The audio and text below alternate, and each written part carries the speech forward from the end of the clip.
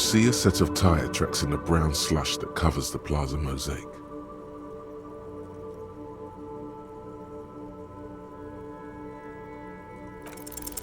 No, these tracks are not interesting at all. Let the street sweeper just sweep them away.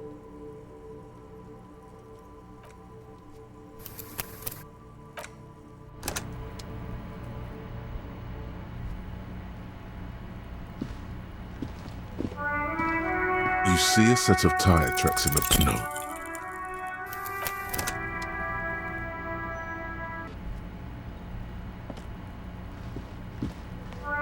You see a set of tire tracks in the tire tracks were left here by an unknown event that took place some days ago. It's a message written in the language of burnt rubber. Some of that rubber stuck to the tiles right in front of the whirling in rags. This is point A.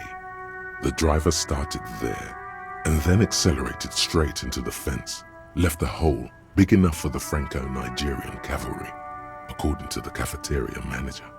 The driver proceeded to back out of the yard, barely stopping before hitting the adjacent building. Before heading south, must have been in a hurry.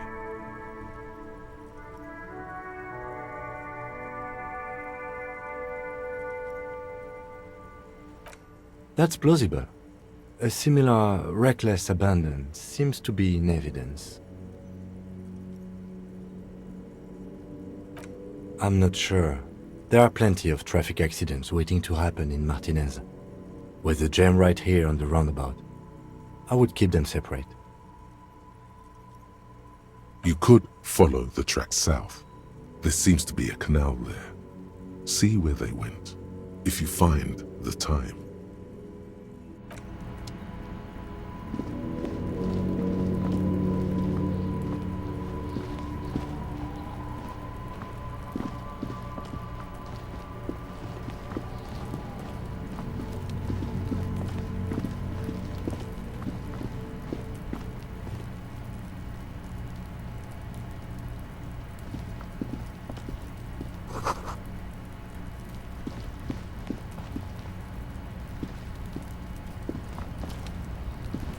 An inconspicuous pile of the roofing material, Eternite.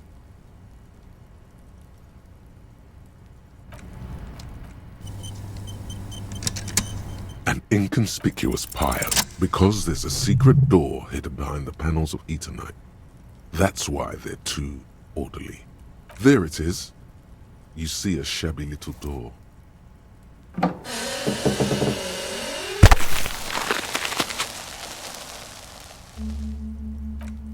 What is this then? A tool shed? Let's investigate.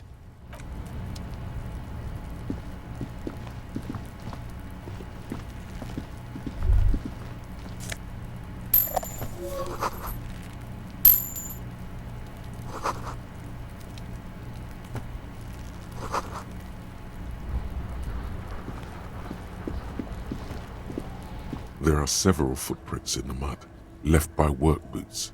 Anywhere from 6 to 12 pairs have walked here. There are several footprints in them, maybe more than 12. No, 8 pairs of boots have shuffled back and forth in the mud. 1. Standard work boot, steel reinforced toes, number 46. 2. Standard work boot, steel reinforced toes, number 44. 3. Hobnailed work boot, 4. Standard work boot, number 45 or 46. You don't know. It's a miracle you can tell the prints apart as it is. The cold must have preserved them. 5. Another standard work boot. 6. An aberration, light as air, even pace, same make of boot, but number 41. Impossible to tell. Could also have been an adolescent. The gait is undeveloped. You're not bad. It's as if the whole world darkens. Everything else has a thin film of unimportance on it, and the tracks burn in the middle of it, in a strange, beautiful way. 7. The glowing outline of a standard work boot, number 46, but the imprints are twice as deep as the others. The weight exceeds 200 kilograms. 8. And yet another standard work boot, number 44. There's an aberration in the pattern of the sole, however. The right sole is smoother, more worn. How many? I was pretty off then. I counted 20.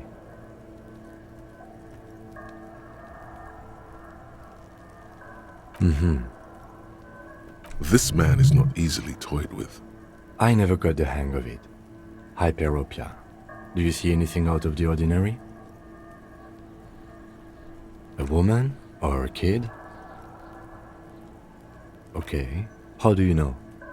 He knows it's hard to discern sex from a person's gait.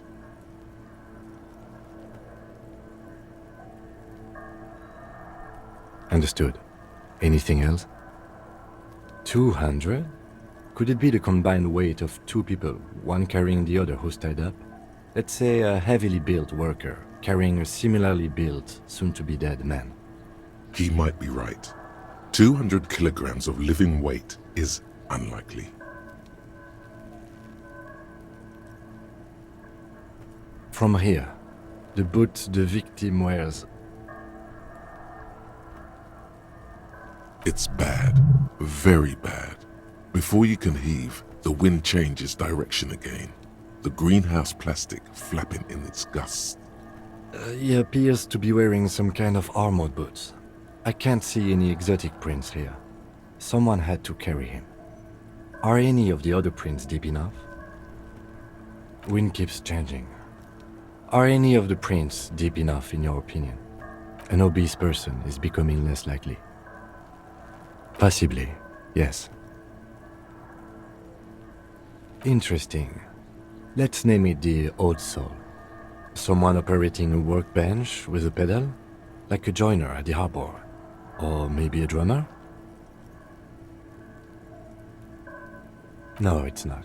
Forget I said it. We are not looking for a drummer. Perhaps it could be a driver. A driver would wear out their right shoe before the left. The accelerator is on the right. We should keep our eyes open around the traffic jam. See whether anyone strikes out as a potential suspect. Seems prudent, no?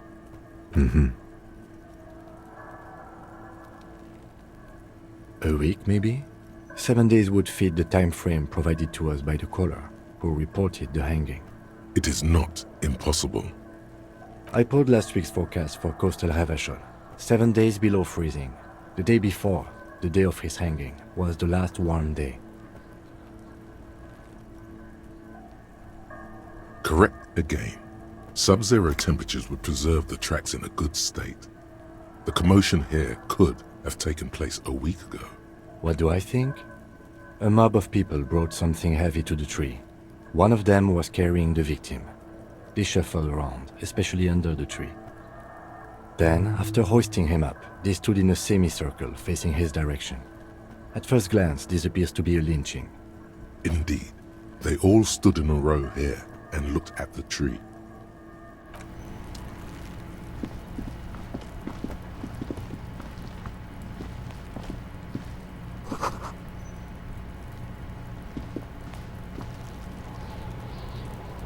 This trash container is locked. The sliding lid has a padlock that says, "Whirling in rags." There's something in there, not necessarily connected to the case, but still.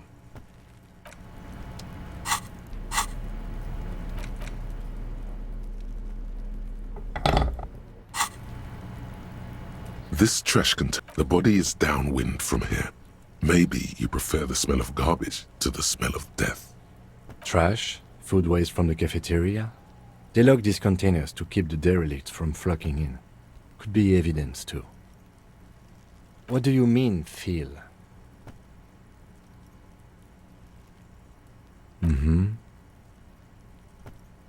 We could try using a pry bar, the one you took from my motor carriage, or we could ask for a key from the manager of the Whirling in Rags. He probably has one.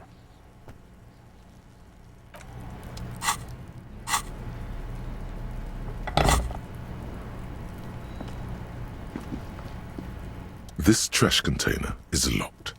The sliding lid has a padlock that says,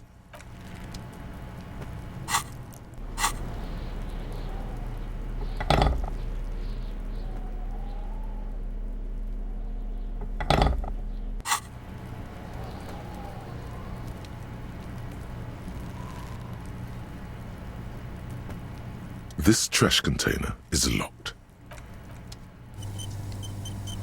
This trash container is locked.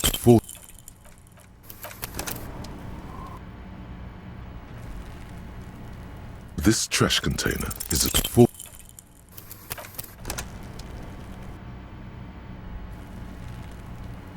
This trash container is for.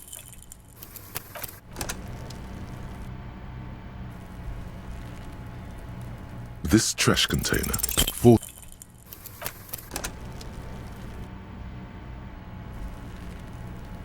This trash container. You stick the pry bar into the fissure beneath the lid and push down. It doesn't take much force. With a satisfying crack, the metal gives way. You can open the lid now. Don't. Maybe you shouldn't. The smell of rotten food rises to greet you. You see soggy cartons, dirty rags, and organic waste. We're just in time. This hasn't been emptied for over a week. You see milk and egg rest with one broken egg in it. Some pasta wrapper. Picking up the soggy packages somehow feels familiar. A box falls into pieces in your hands. Batiste Soleil cereal. There are plastic pasta packages below, and turbo noodles. Nothing of note, however. Among the threadbare kitchen towels, something catches your eye. A pair of denim trousers. As the legs of the slime-covered jeans begin to unspool from the garbage, a rank corpse smell fills the air. The victim's clothes? Cadaverine odor is faint.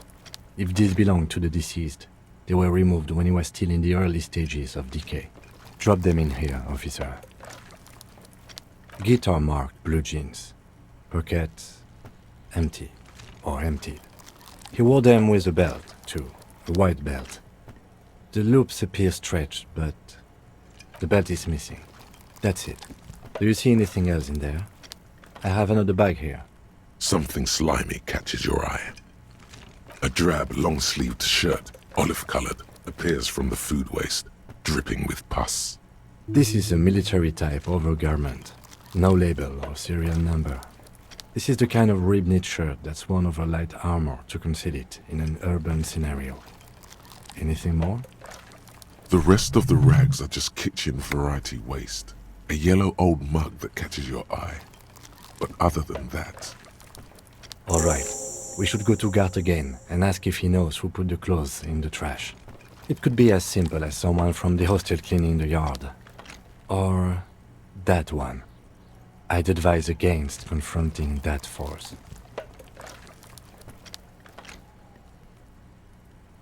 The fuck's he on about, kids? You hear that, Kuno? He thinks you're an infant or something. See? Not really. All we know is the victim's clothes are in the trash, the lid was locked, and his establishment had the key. It's just a small loose thread. The lieutenant nods, then looks back into the trash container. You pick out a broken mug with an oddly racist depiction of the yellow man frolicking in saffron, only in its social sensibility. It's just organic waste, cold and slimy on your hands. Apple and potato peels, mostly. Unidentified sludge, and the occasional chicken bone thrown in for good measure. But hey, nothing. It's nothing. Nothing more to see here. What's this? A blue piece of plastic sticks out from the apple peels. It's shiny. Looks like the corner of something. Something larger. A clipboard. A blue plastic clipboard with moist papers hanging from it. They look badly damaged, but you can still make out forms and notes, written in a man's handwriting. Officer, is that your paperwork? It is. Look, the plastic has the RCM street grid on it. You've even got an autopsy form in there. If you don't mind me asking, how did this get in the trash?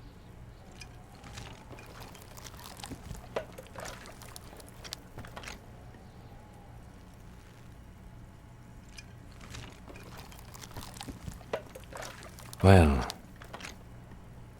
lucky we found it.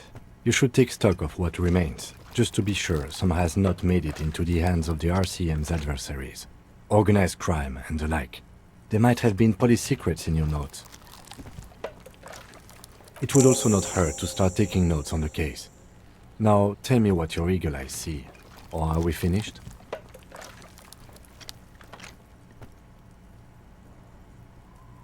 Some items, such as the ledger you found, are interactable. The container sounds a muffled gong. That's one thing off the list. I think we got it all.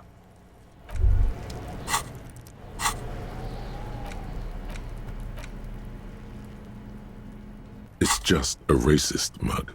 What's there to read here? Not much. Oh boy, here we go.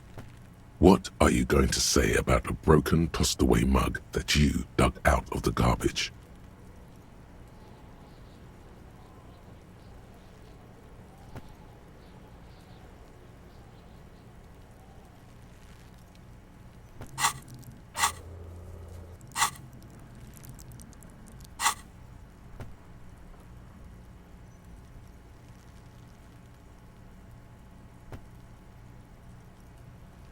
If you want to earn some change by guilting people, go for it.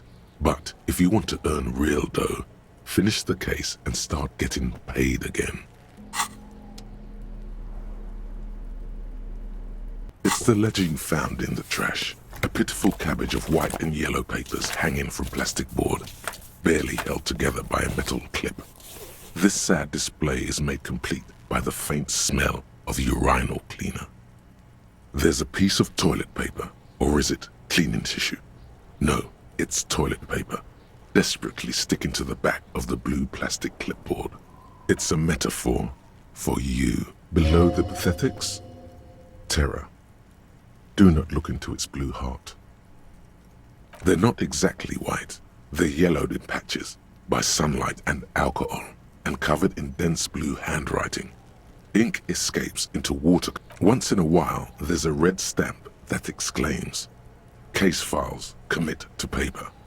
The case files work, strife, poverty, the Jamrock Quarter. These are handwritten logs of investigations dating back to January 51, this year. The exact number is hard to estimate due to missing pages and an odd naming convention. But there are at least 20, maybe 30 cases undertaken, not completed, mind you. It's the middle of March. You have attempted 2 cases a week on average. What do you mean? Is that all?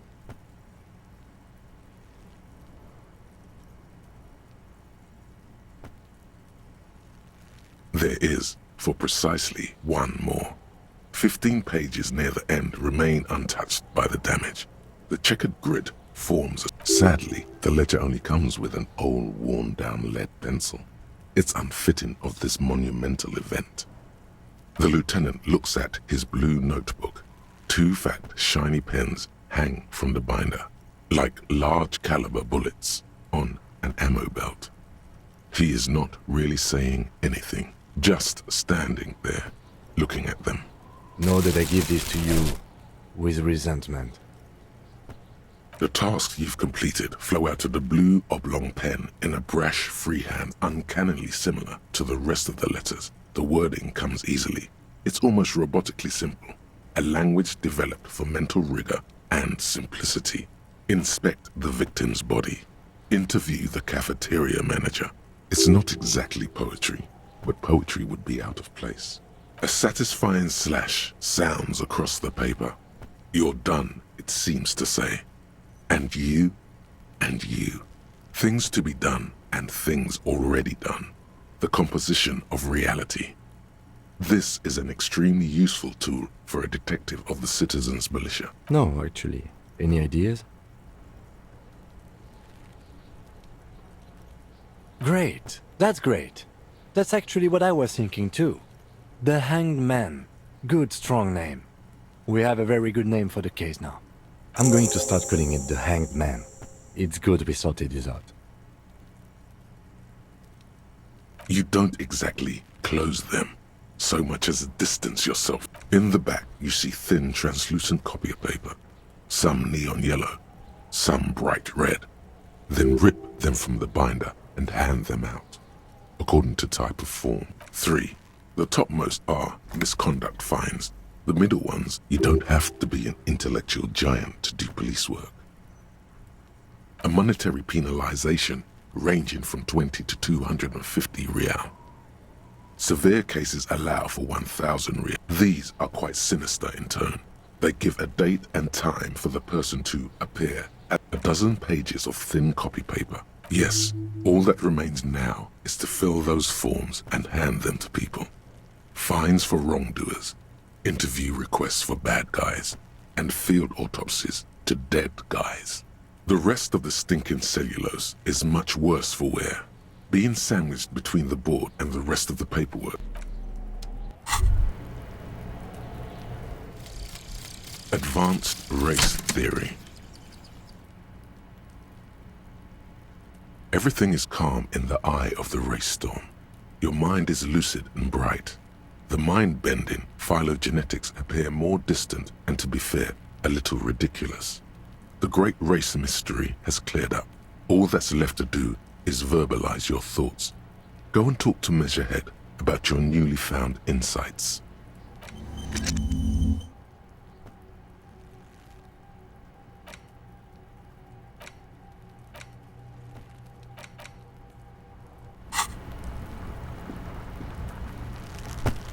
Kuno, the pig's getting pretty close to me. Come to snuff my shit out, I think.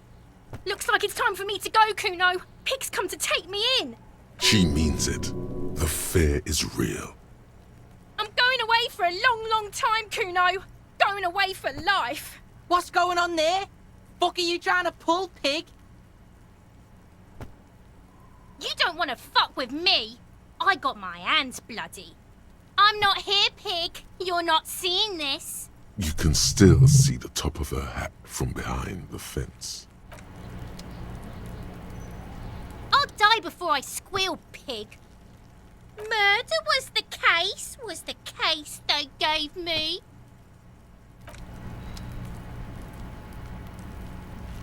I'll die. What's this kid shit?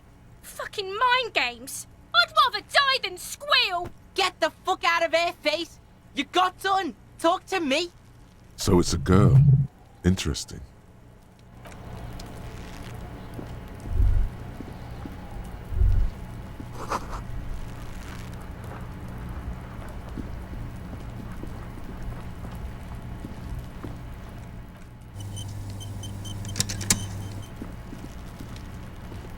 Kuno's got this. If there ever was such a thing as an ugly kid, then this is it. He's almost exquisite in his ugliness, like a gremlin. Oh yeah, nappa gumpy, Kuno. Right in the dick, Kuno. Get him right in the dick. It's love it in the dick. The boy is sweating profusely. His eyes are like two black holes and his jaw is twitching as if trying to break free from the empire of his body. Fuck that, Kuno. Yeah, right in the mouthhole. Shits himself. The rake, Kuno. You should throw the rake at him, Kuno. The fuck? Does Kuno know what a rake is? Kuno's not a gardener.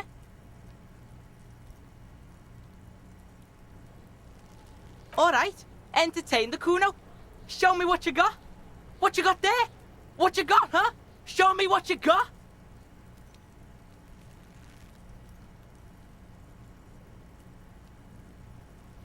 Kuno doesn't fucking care.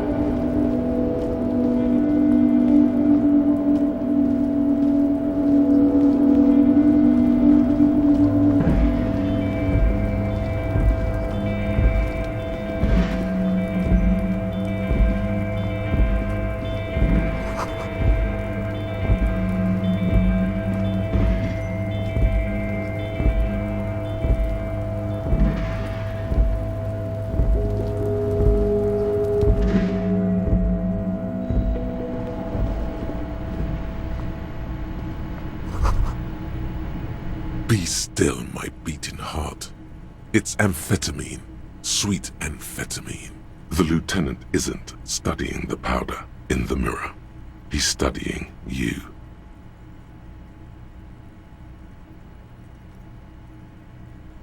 Perhaps not. This is below our pay grade, detective. However, but that there was an interesting find. An alternative path into the harbor that the kid uses. Well done.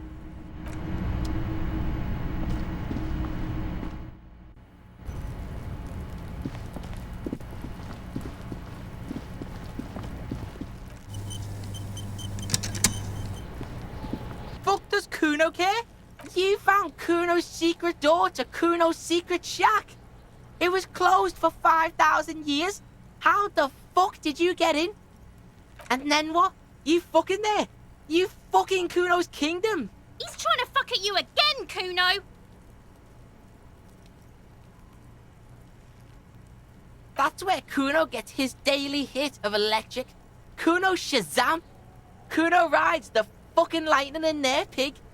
Bet you'd like to ride the lightning too, wouldn't you? Oh, that? Kuno decapitates pigs. That's just a Kuno demo tape. Yeah, to the both of you, watch your ass in Kuno's town, or Kuno's gonna fuck. It's a vitamin, pig. Don't you know anything?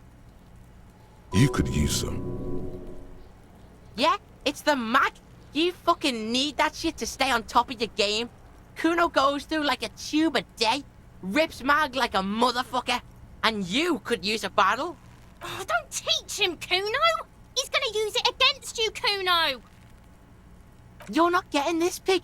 It completely takes away the hangover. It's like you didn't do anything. Like you stayed home playing with your choo-choo. Fuck you, pig! Don't do mag! You're gonna OD and you're gonna fucking die! Good call, Pigmeister. Don't come and talk to Kuno about his kingdom. Right, pig. This is where Kuno plays with his little wooden choo-choo. Fuck do you want with it?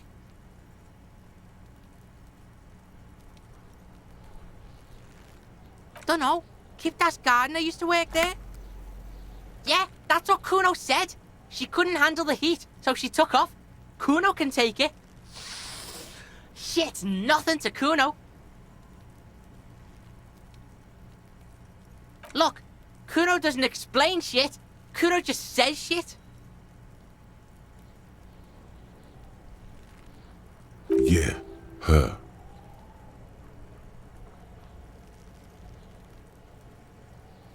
look at that fucking shit! You're trying to get Kuno killed! Fuck does Kuno know? Kuno's not a fucking acrobat. The lieutenant takes a quick note in his notebook. It's a trap, Kuno! Don't climb it, Kuno! Yeah, Kuno doesn't know shit about that. That shit is beneath Kuno.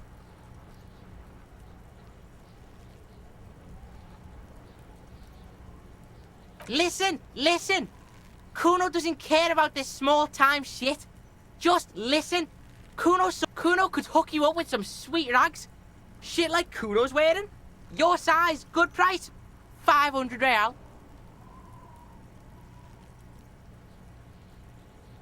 Look, Kuno ain't seen shit lying around, except for that up there. Now, you want performance gear or not, Grandpa? The lieutenant remains silent, but his expression couldn't say, "I told you so," any louder. Whatever. Kuno was trying to help you, but you're too fat for fouling anyway, pig. The fuck? A mug in the trash?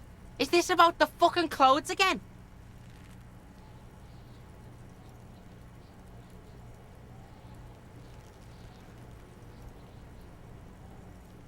Yeah, Kuno sees where this is going. Kuno's got that fast brain. You saying you pigs are after the mug fucker, 'cause he's the clothes fucker? I can't hear you, Kuno! Speak louder, Kuno! Shit, that's tense. Someone's going to the beat-down basement, huh? Mug guy gonna get tied to the radiator. Kuno doesn't know who put that shit in there. And if he did, he wouldn't squeal. But if you find out, maybe you can... Stop turning into a pig, Kuno! They're trying to get you hooked on the snitching! Get away from my Kuno. Yeah, get your bacon shit away. Kuno doesn't like to be seen with the popo. Get your shit done and out of Kuno's face. Yeah, whatever. Kuno doesn't give a shit. Kuno doesn't fuck. Anti-object task force. Behold, the anti-object task force has assembled. God's avenging angel, arrayed against the lower emanations of the darkened one. Shoe racks, tape record.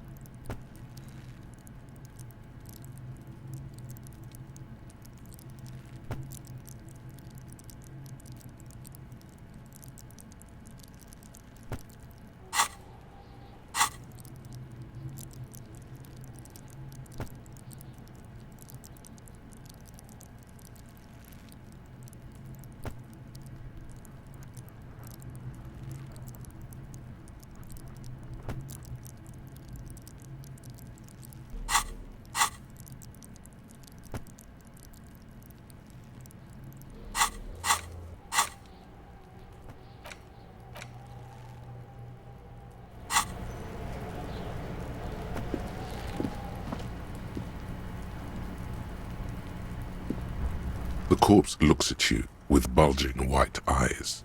The face around them does not look human. It's swollen and ready to burst. His lips are fish-like and his tongue like a ball gag in his mouth. You seem to be holding your breath.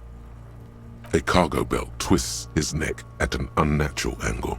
The body below appears stiff. It's letting out an ungodly rot. The smell seeps in even through your clenched nostrils.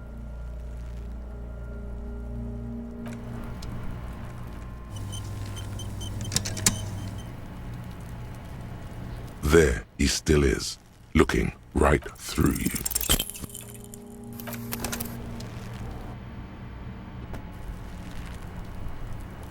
There he still is.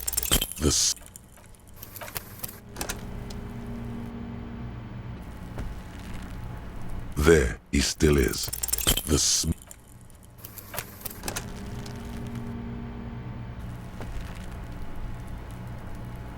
There he still is.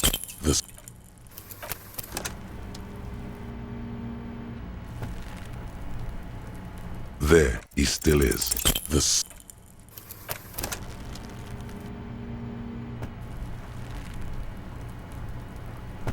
There he still is. Look, as you breathe in, the odor comes over you. It's a spell of the mind telling you to run, and your stomach to wring itself empty.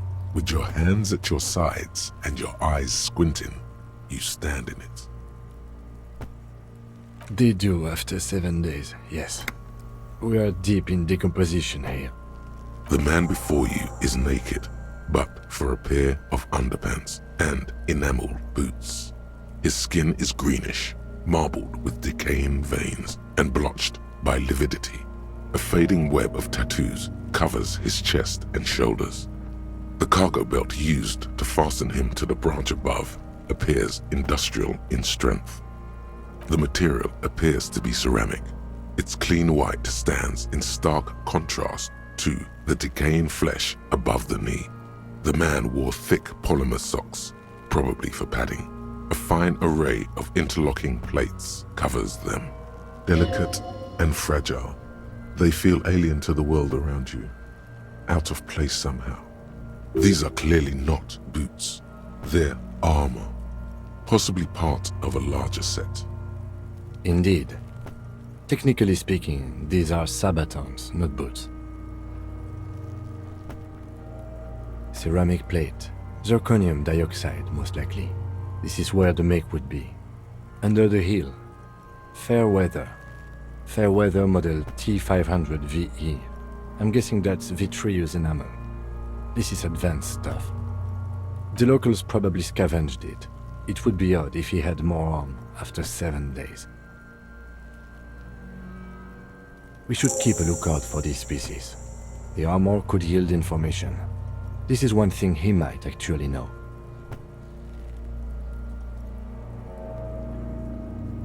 If you wear those pieces, it will help me protect your mortal coil.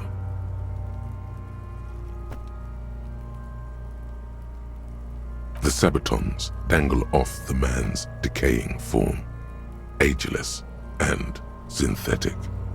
This feels dangerous. Are you sure? The stench fills your nostrils. As you push downward, an ominous creaking sound comes from above. Stop! Pig's gonna pull his head off. Brutal! What's wrong with you, asshole? Where's he letting go, Kuno? I don't know, baby. I don't know why he's such a... Officer, if I may ask, what were you trying to achieve by pulling on the deceased foot?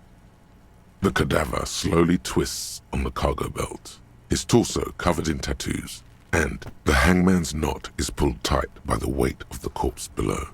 Yellow, hard-edged polyester cuts into his neck. Above, a sliding buckle ties the belt to the branch. Industrial strength, the kind used for tying cargo to lorries. Yes, it looks like they use whatever was on hand, paying no attention to not incriminating themselves.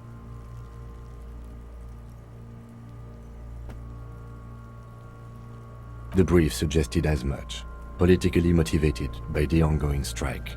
Did you not get a briefing?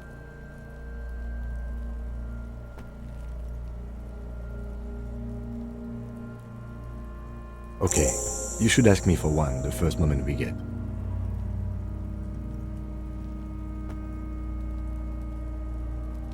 It's not merely polyester, it's steel reinforced. See these lines? This is where the wires run. I see rabbits for more than 20 strands.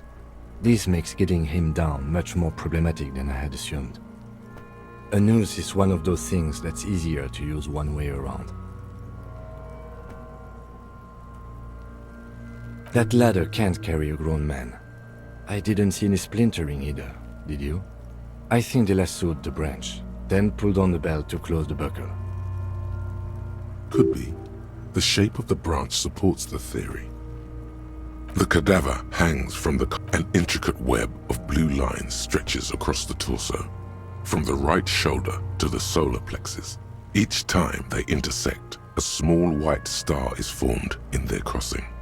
Hundreds of fading asterisks riddle his skin. Their concentration is highest around his heart. His corpse is marked by stars, alcohol, and heartbreak.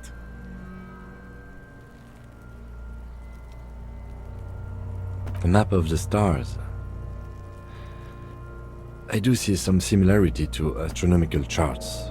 Great Century Messinian, maybe. But this seems more particular. Customized somehow. As if someone left out most of the night sky, filtering it through personal choice. The principle of this filter remains unknown to you. The thought dissipates, and you feel as though you were only half right. So am I.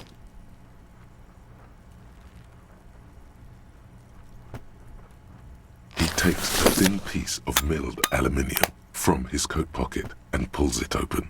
Sounds like a sword being unsheathed. A small lens appears. Some sort of camera. Shit, Kuno! What the fuck is that? An instant color camera. I have only 2 ampoules, so nobody move. I don't want to waste one. A sound, a shrill flash, followed by the breaking of a small ampoule of glass. You see streams of color pour onto the thick, glossy piece of paper, rolling out.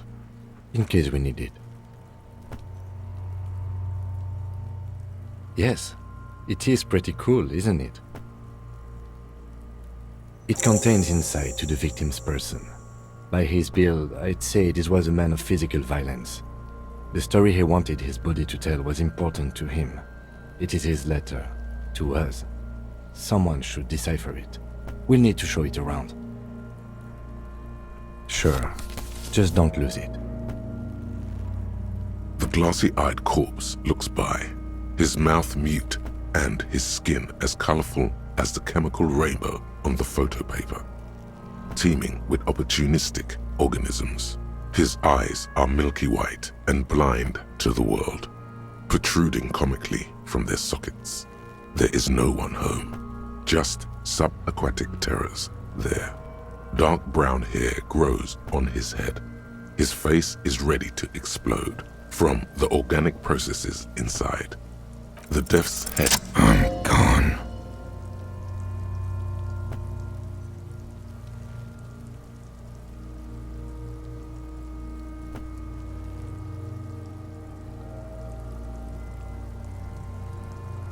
I'm a joke. Look at me. A killer. A motherfucker. And a killer. Takes one to know one. Go ahead, Cobbo. Into the wild pale yonder. In the past. Way out in the west. What do you mean? It's the power of your imagination. Go ahead. Ask me more questions. Because you're a copperoonie. Look at all of them go. Do you want more questions? Coming right up, copperoonie Rooney. This is getting upbeat now. Fuck no. You're no Rooney. No, you're not a Harry either. You're a motherfucker. That's who you are. Rooney the motherfucker. Because you have loved it, me and Brother Copo. It was love all along. Sure, Lobo. I can ask you a question. Why are you doing this? Looking at my face, motionless, looking into my eyes, standing here. Why are you investigating my murder? I am all you have. Then you truly lost it all, brother. Let the world drag it all away from you. And what it left, you pissed away. And here we are. Do I remind you of someone? You sure I got out of that one? Coppolini. Do I remind you of... No, not quite. be fair now. Sure I do. You just don't want to admit it. Come back later, Corpo. Amuse yourself with my frank manners and my memento mori features. If possible, also, see me in your dreams.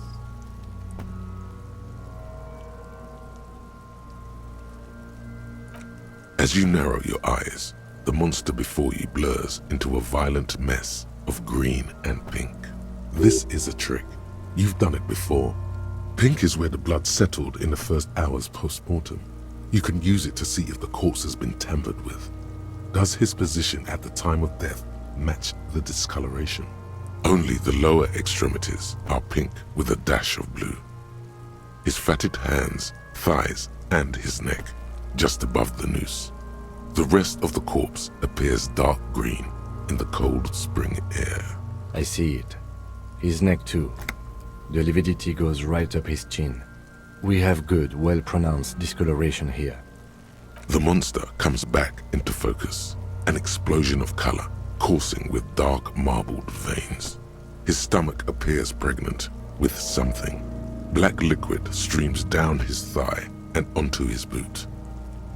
So, what do you think?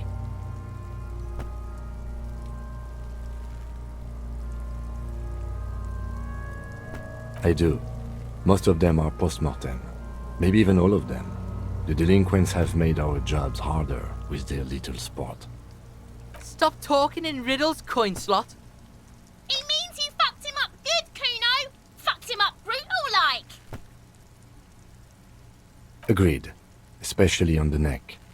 The belt acted like a tourniquet, keeping the blood in his head. The hypostasis supports a hanging.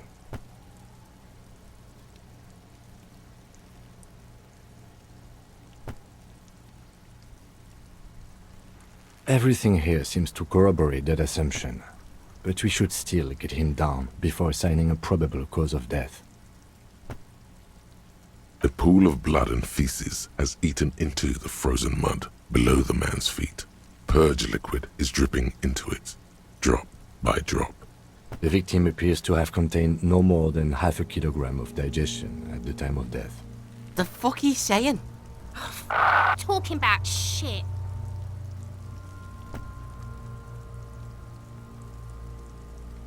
Did we? I don't feel lucky. But there is no breath to catch. Only the cadaver filling the air and your nostrils. He slowly rotates before you, decomposing. Are you sure we finished the preliminary examination of the cadaver? We might miss some of these things once he's done. The steel-reinforced belt presents a unique challenge. I brought chain cutters, but I don't see a good angle of approach to the belt. The cadaver is a good 1.2 meters up. Neither one of us can reach the belt without assistance. And even if we do, there's the question of cutting it.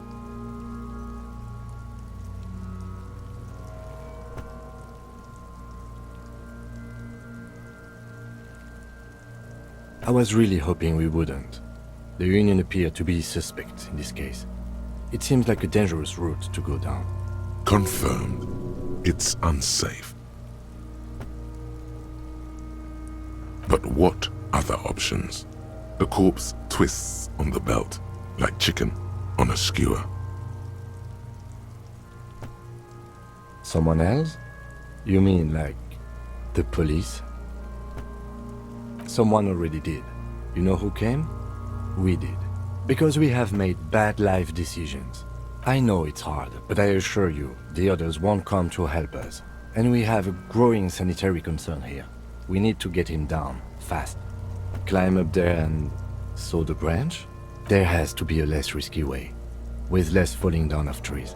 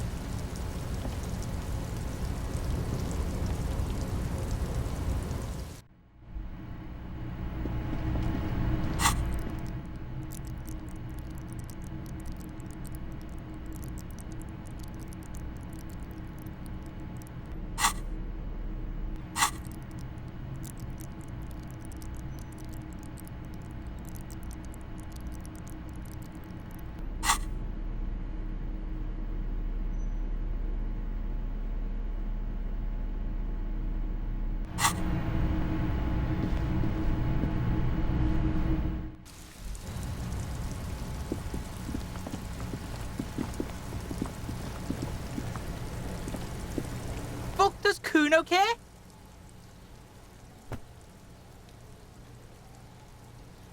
Yeah, the kingdom of Kuno. The fuck do you want with it?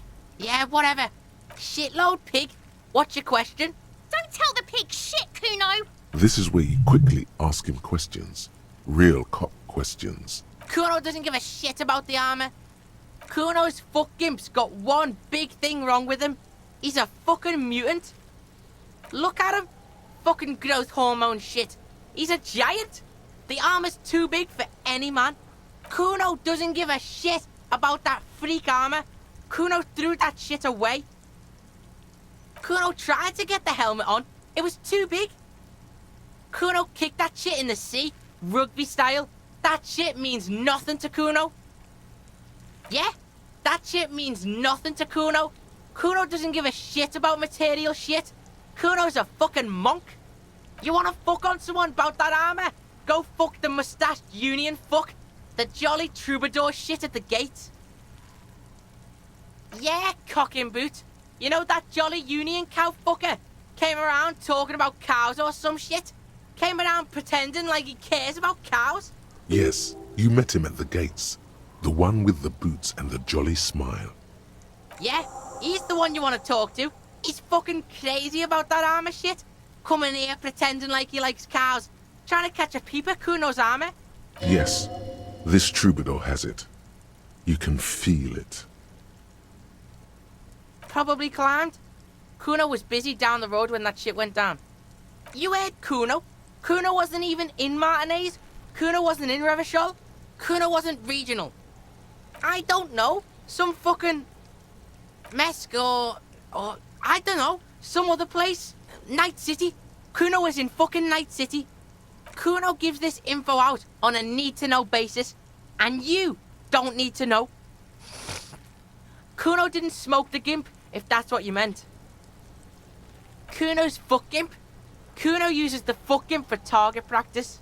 He could have just said he doesn't know. Kuno knows shit.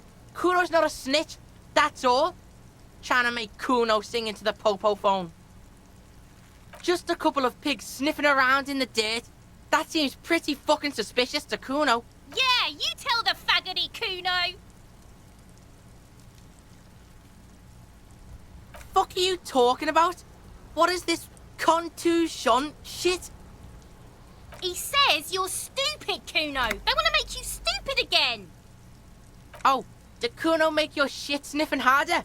Obstruction of shit sniffing? This is Kuno's kingdom. Kuno fucking rules here. You hear the lieutenant hum. You're testing Kuno's patience here. Get lost, Kuno doesn't fucking care.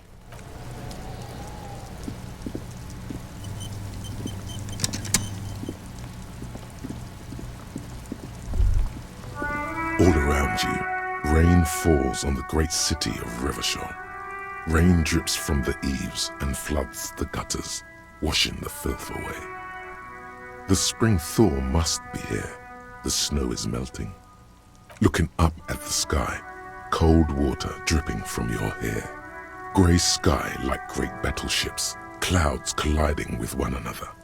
Rain falls down on the world. Humid, your coat shields you from the rain while the city shivers around you. Sheets of rain over the water, a flight of stairs leading into the ocean.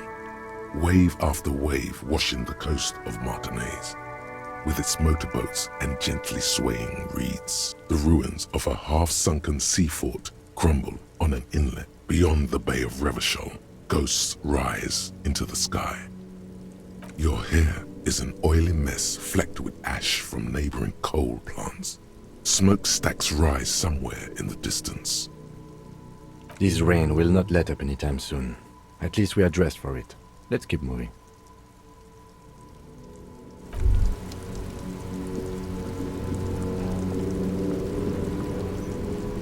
It's raining again. It was clear just an hour ago. Oh, okay. Thanks for keeping me in the know, sir.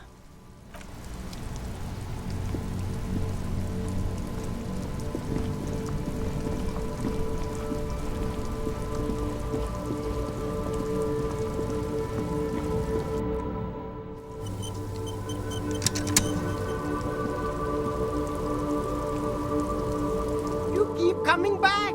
That's good, officer. Keep browsing those clothes, keep saving that economy.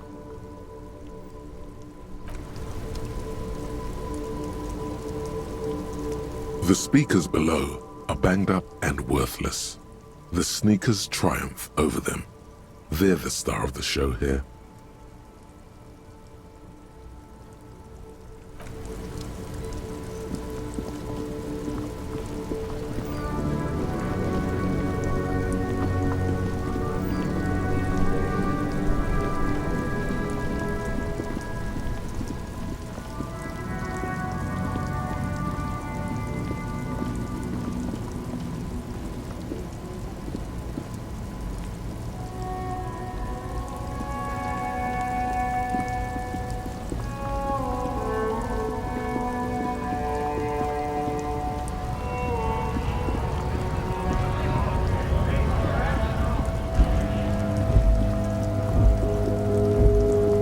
Looking for something? Oh man, that's great. Look at that kite go. Haven't seen anything that funny in a while. God damn. Thanks for that, but no, it's not mine.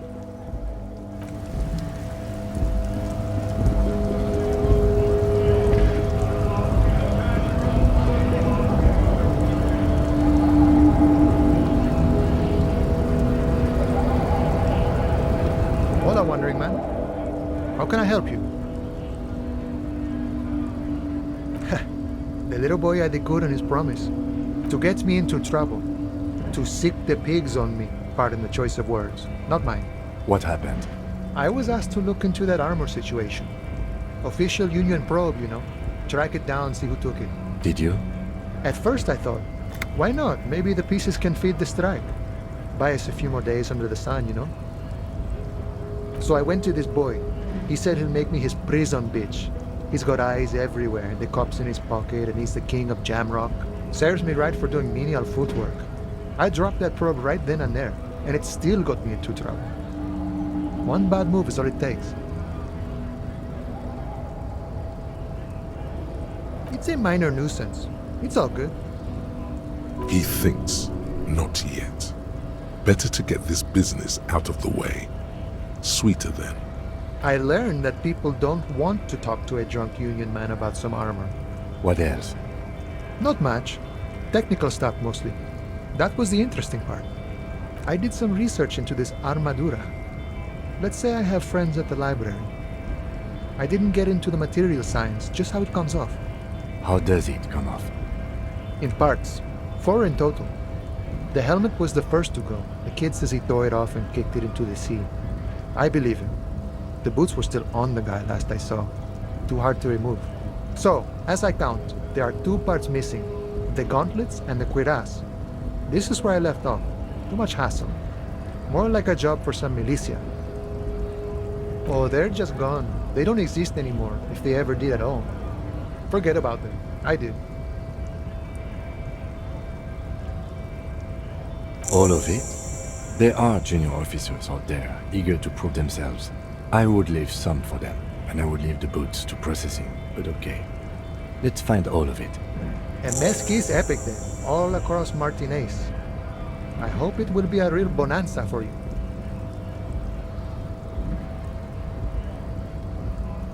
No problem. If you see that kid, thank him from Call Me Mañana. Thank him for showing me the way.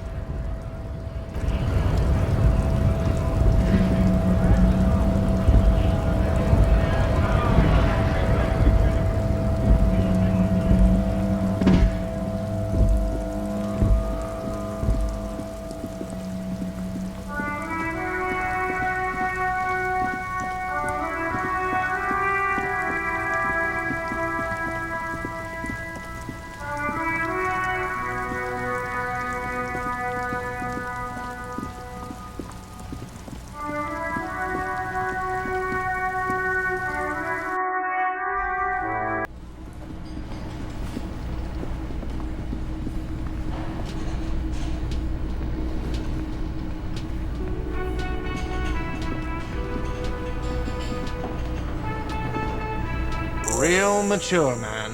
What exactly were you trying to accomplish? You do understand you still owe me money, right? Damn, your feet thought we got away.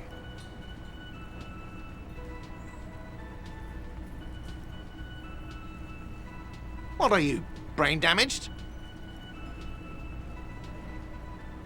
Money is what grown-up people use to pay for things. Things like this hostel room, or 8 bottles of potent blend, and 9 packs of Royal Extra. We use it for everything, really. There's a shuffle of nylon as Lieutenant Kitsuragi looks for something in the pockets of his orange bomber. That's cop 4. I haven't offered to pay because I don't have any money either. You know what? The stupid drinks you've had are on the house. You know why? Because I know you can't pay for them. Not because you ran away. Now, I still have to charge you for 3 nights and the broken window. That's 100 square. Not entirely cool. You still owe me 100 real. If you don't have it by tonight, I can't let you back up there. Now, what the hell did you want? I assume you wanted something to come back here. How strange. I certainly didn't put them there. I think fugue states are more your forte, officer. Sylvie had the keys before I got here, and I can vouch for her. I can vouch for all my stuff. None of us would tamper with the crime scene. The trash collection service? CS Municipal. I don't see why they would put anything in the trash, though. Ah, the elusive CS Municipal. I doubt we'll be able to track down who was sent here last and when. This will have to be one of those little threads that solves itself down the road. On Clinton Street, near the Boogie Street Diamond, a small truck rattles down an alleyway. It stops by a rusted trash container. 2 men, their faces rough and swollen, jump out. They look at the container despondently. CSM is written on their backs. Thank you anyway.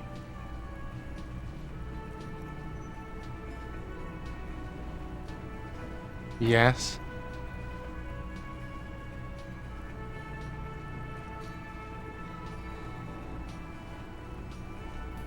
Absolutely out of the question.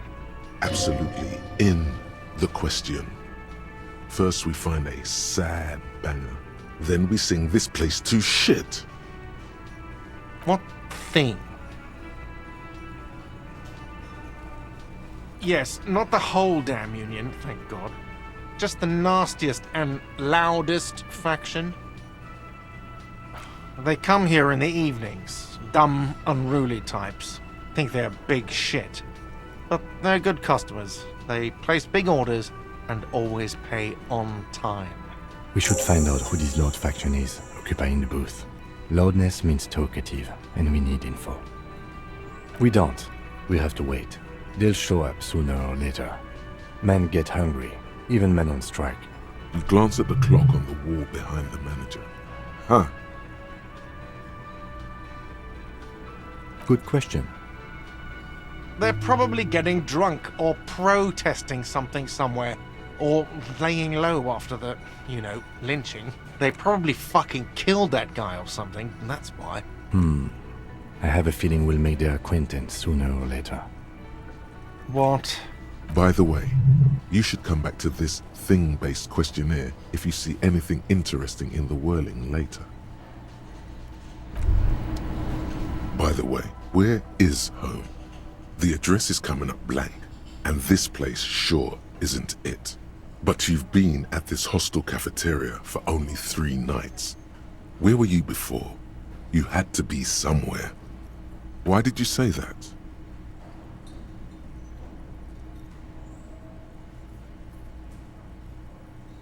No. But isn't that an expression, not a place? A saying. Up on Marvel Hill, a great high place. One that is impossible to climb back to. That doesn't sound like somewhere you can stay if you run out of money. You can try. Run some addresses in your head when you get the time. Maybe a street or an apartment will appear.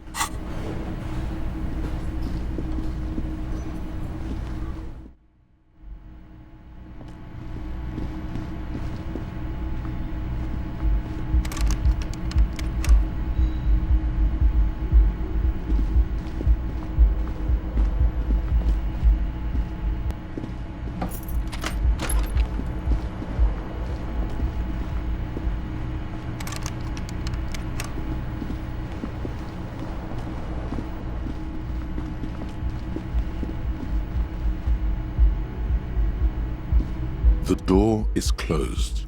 Still, nothing. The lieutenant gives. You should punch a fucking hole in it. The murmur in your ears recedes slowly. Your breathing normalizes. That's one lucky door. This door can only be opened with a key or from the inside.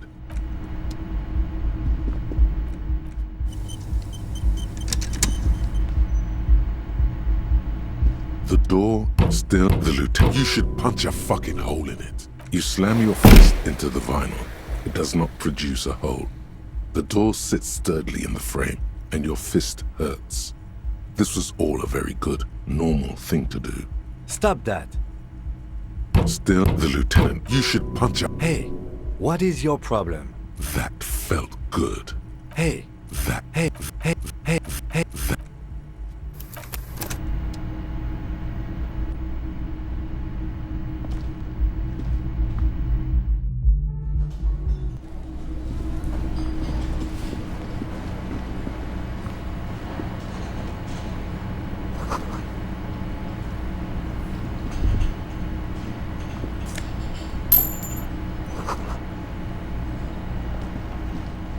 You see a heavy steel door with a prominent dimple lock. It's painted blue. You immediately feel drawn to the color. Blue is for mystery.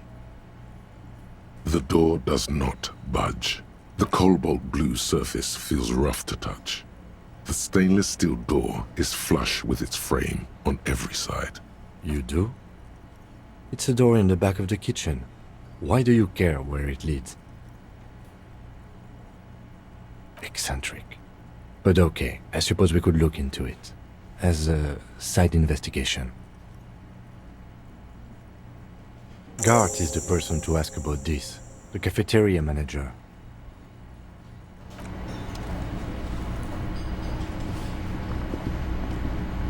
A thin man is smoking below an exhaust hood, occasionally sipping from his mug. This must be the Whirling's cook. As you step in, he nods toward the table and says something in a completely foreign language. The only words you can make out are Garanci and Quebec. It must be his name. Garanci. Garanci Quebec. Sounds representative. The man puts his cup down and replies something, his left hand drawing arcs in the air. He looks up at you, then looks away quickly, shrugging and muttering something to himself. Shrugging is an international sign for, no, I don't know what's behind that door. He smiles and bangs his ladle against each of his pots in turn. It's almost like music, especially with the sounds of assorted dishes boiling and simmering on the stove.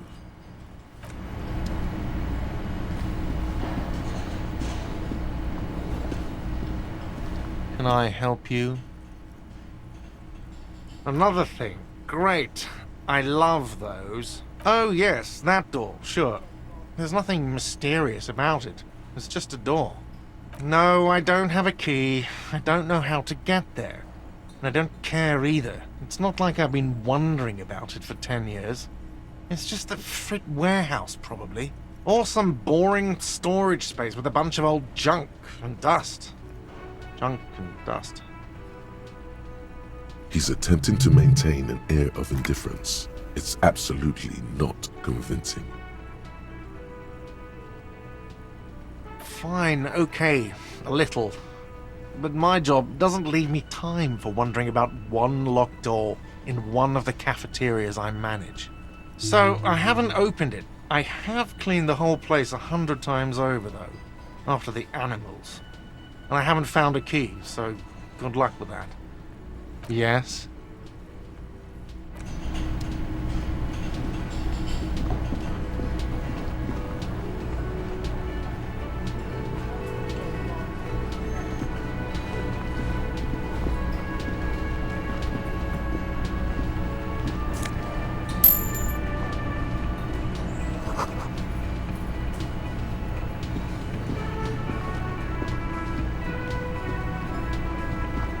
Hello, sweetie. Wait, who's Sweetie? Why, you are, officer. And have you found anyone to be sweet to?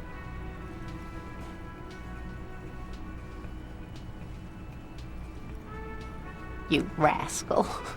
I'm too old for you, and too married besides. You must forgive me. I'm getting so scatterbrained. I completely forgot to introduce myself. I'm Lena. My husband Morel and I are staying with our friend Gary just down the street, but I come here for tea when they're away. This Lena is wacky enough for the motley crew. Hire her on the spot.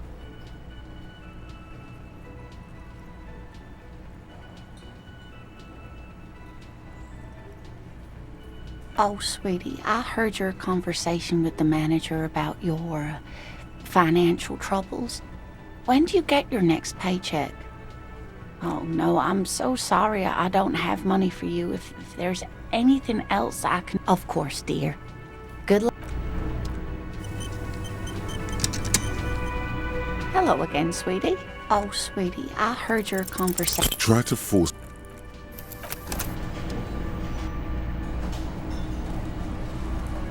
Hello again, sweetie. Oh, sweetie, I heard your... Try to...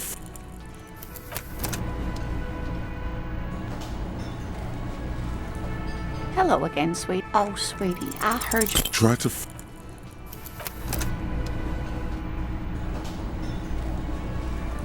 Hello again, sweetie. Oh, sweetie, I heard your... Try to...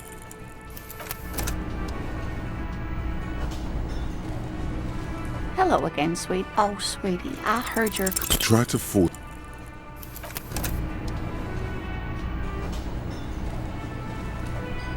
Hello again, sweetie. Oh, sweetie, I heard your conversation. Try to...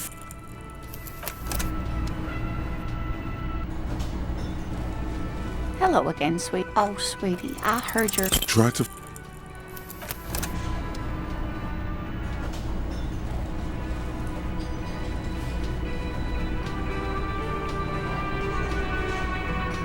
Hello again, sweetie. Oh, sweetie, I heard your... Try to...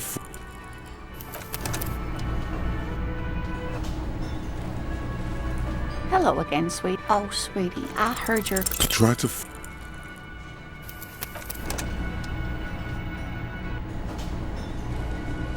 Hello again, sweet. Oh, sweetie, I heard your... Try to...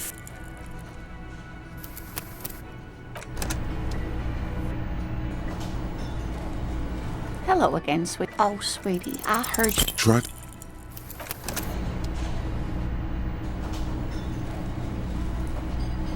Hello again, sweet. Oh, sweetie, I heard your... Try to...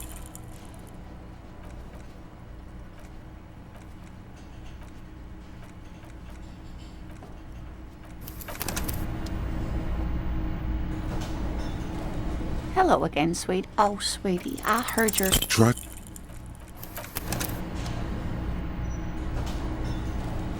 Hello again. Oh, sweetie, I heard... Try...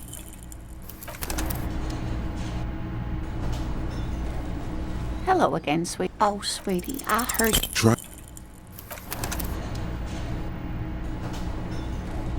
Hello again. Oh, sweetie, I heard... Try...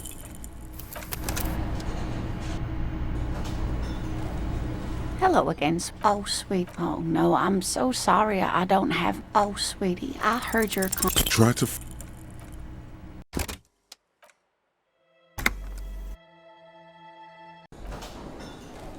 Hello again, sweet. Oh, sweetie, I heard... Try to force a tear out of your duct. Really rip. Officer, get a hold of yourself, please. Sweetie, I'm sorry, but I think... Oh, no, I'm so...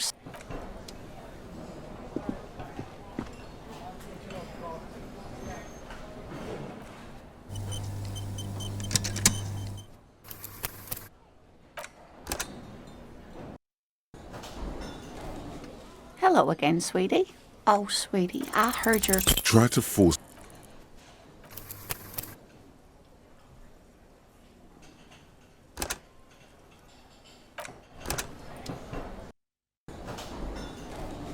Hello again, sweetie. Oh, sweetie, I heard your conversation with... Try to...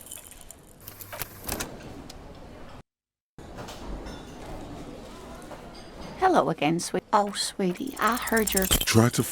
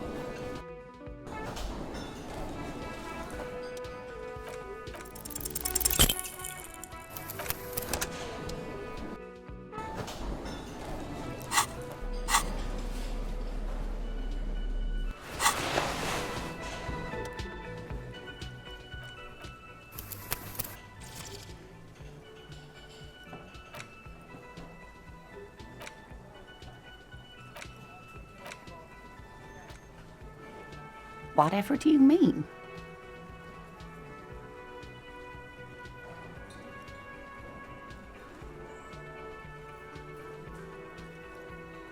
Sequence killers? Oh my. But I think you already have a partner, sweetie. A partner who needs you to help him get a corpse down from a tree. I can assure you with absolute certainty, there are no sequence killings taking place in Martinez. Now, gentlemen, no need to squabble. I wouldn't be of much use to you anyway, sweetie. Thank you, but Martinez isn't the most wheelchair-accessible place, you see. I'd slow you down. Perhaps another time. Yes, officer. You look rather dazed. Like a stunned fox. But surely things can't be that bad.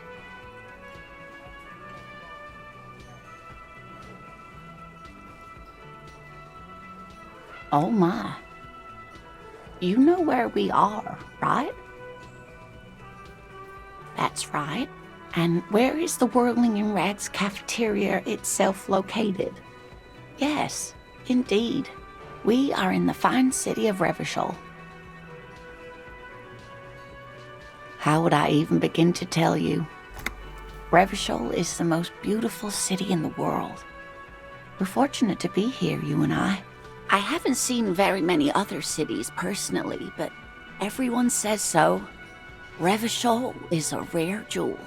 This city used to rule the world, though it has seen better days. Speaking of history, you know what year it is, yes?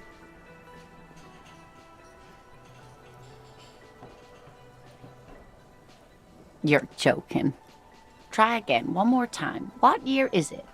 That's right, dear. How splendid. Here, take this pen. Knowledge should always be rewarded. Her relief is palpable. She was getting pretty worried about you there, but now she relaxes her shoulders. I can tell that this is taxing for you, so I'll just ask one more question. What regime are we living under? What mode of government?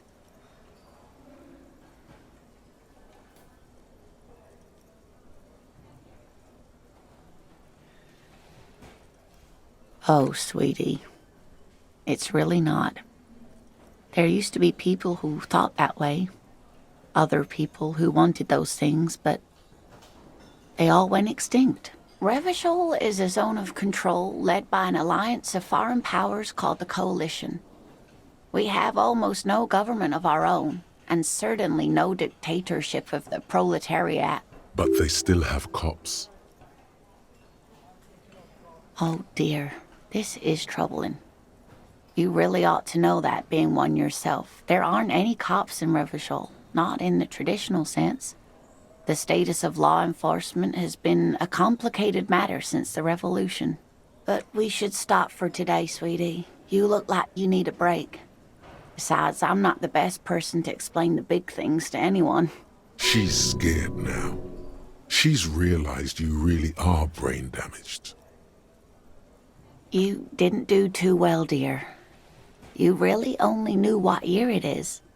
It does look like you're having trouble remembering.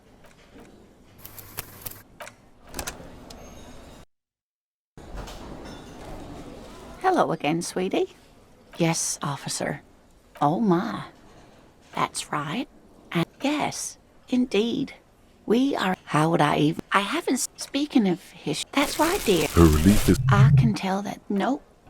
Sadly not. Revachol is what's called a zone of...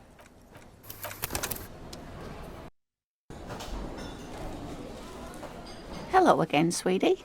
Whatever do you mean? Sequence... A partner who needs you to help him get a... I can assure... Now, gentlemen, thank you. Perhaps another time. Yes, officer. Oh my. You... That's right. In a hostel called the Whirling in Rags, to be precise. How would I even... I haven't... Speaking of... That's right. Her relief... I can tell that this is taxing for you, so I'll just ask one more question. What regime are we living under? What mode of government? Actually, we are not. You could say that about almost any other nation, but not Revachol. Try one more time, officer. What mode of... Nope. Sadly not. Oh dear. But we should stop for today. She's scared now. She's... A defeat, I'm afraid. The people of this archipelago try. Of course, sweetie. I really don't know how to. You were doing quite well up until the end, dear. It does look like. A sigh. The lieutenant. But maybe a fresh set of eyes is what the world needs. And someone more educated in sweeping. No. I'm not an encyclopedia. Of course. Then I don't know. Someone rich, maybe? That's a good point. This doesn't look like Rich Central.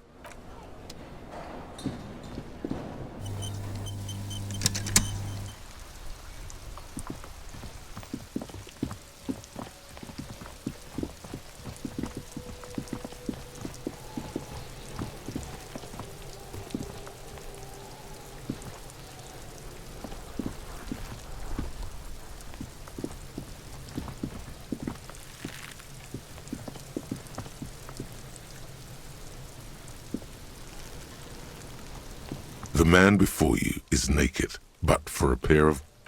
Yes, we do. We are not getting him down already. Not getting him down is a task that's already accomplished. Sadly, it's not our job to keep him up there, but to get him down. How do you plan to get him down, then? With social sensibility? Are you going to educate him? The material delicate, these are clearly not boots. They're armor. Indeed, ceramic plate under the heel. Fair weather. Fair weather model T500. A small bell-like sound fills the air, like tapping on the side of a porcelain cup. The pry bar in your hand is itching for some action. The metal connects with the same ding. The sound does not appear to get louder. Did you hear that? A click? This is a kinetic redistributor. It spreads the incoming energy horizontally, from plate to plate. When the plates connect, there's a click. That's the sound you heard. See these lines? Faint, organic lines cover the plates where they separate into smaller ones. These plates then divide into smaller plates until there are hundreds of them altogether, like whirls of floorboards. The design looks organic, influenced by highly resistant wood materials, like lignum vitae and ebony perhaps. If trees were made of porcelain, this is what their cross-sections would look like. The smooth, glossy surface fractures into ever more intricate interconnections, peaking on the right sabaton, where you notice. The whirls are in the shape of a letter and number combination, E50, 100, 1000.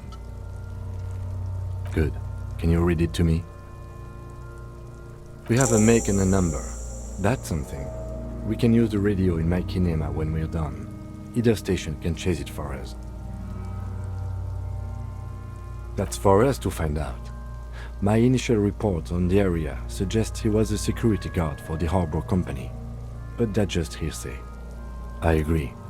This equipment is way beyond what a guard can afford. The cadaver slowly twists on the...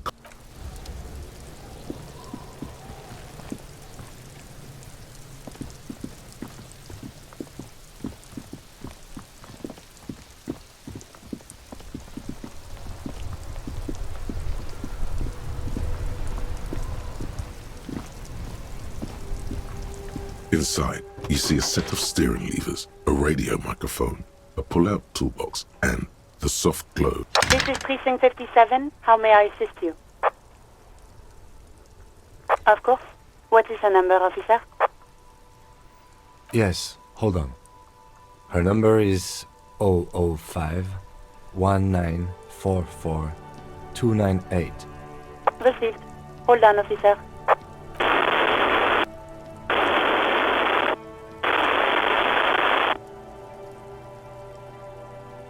Give it a minute.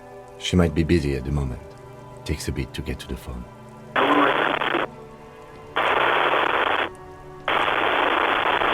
Officer, I have Sylvie Malaika on the line for you. Yes, hello?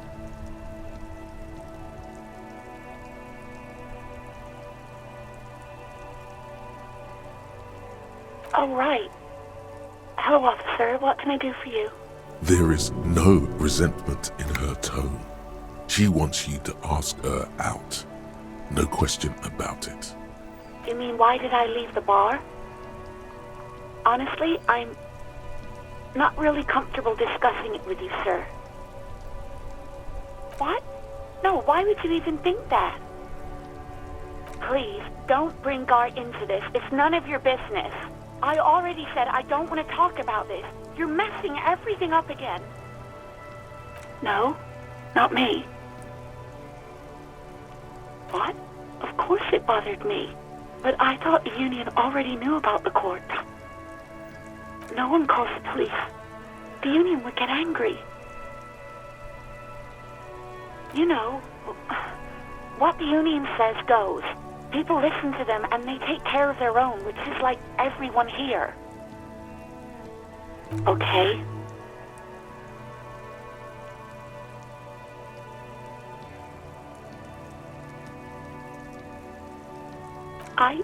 I didn't want to get in trouble with the others. Push her further. Show her the error of her ways. The other people who live around here. Local people, I didn't want trouble. You don't live here. You don't understand. Squealing is frowned upon here. Everything is dealt with, well, by the Union, internally.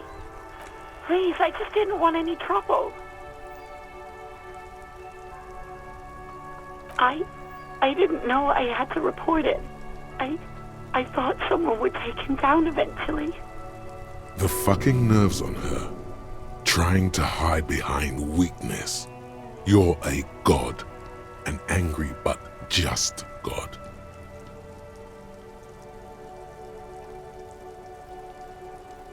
You can almost hear the girl getting smaller on the other end of the line until she almost drowns in static.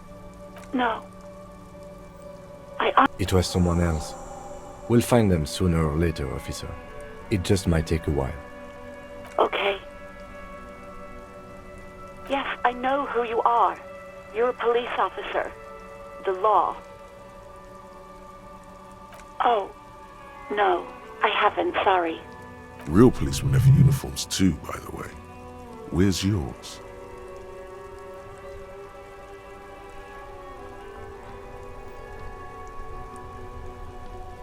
He's in plain clothes, voluntarily.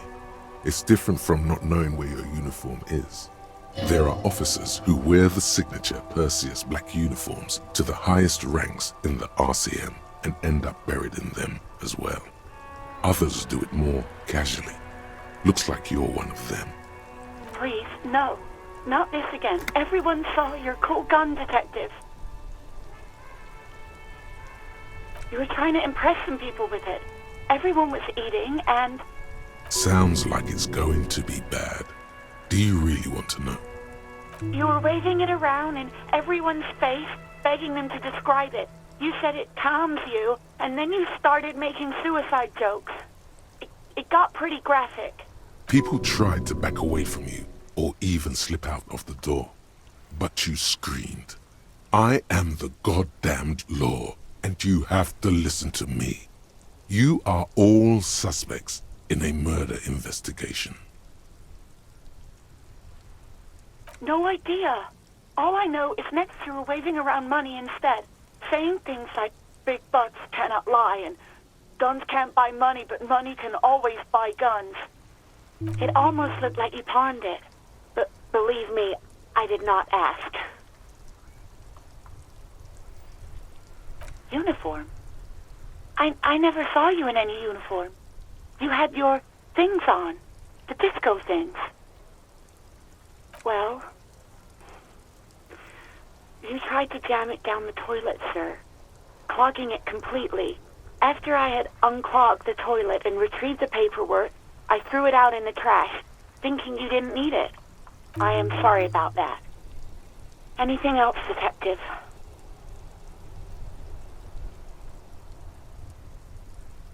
No, absolutely not. That came so fast, you can't but wonder what else she would be good at. Baseball? Ring a bell quiz shows? Catching keys in the air? Petting an angry cat? I do hope so. Please, don't call me again. Bye. No, she doesn't have a problem with you. It must be someone else she's angry about. Some other guy. Like Gart. You know women and their constant problems. Yak, yak, nag, nag. How's one supposed to get the love going like that? That's where you step in. You're Lieutenant Love, matchmaker extraordinaire. Help the poor girl out, lest she turns into a spinster. What misogyny? I'm just telling things the way they are. Can't a man be honest in his own head anymore? You have to act, Lieutenant Love. You have to calm that hysteric down. Tell it you've got everything under control. Then go and have a little boy's talk with God himself. Think you can do that, Lieutenant Love?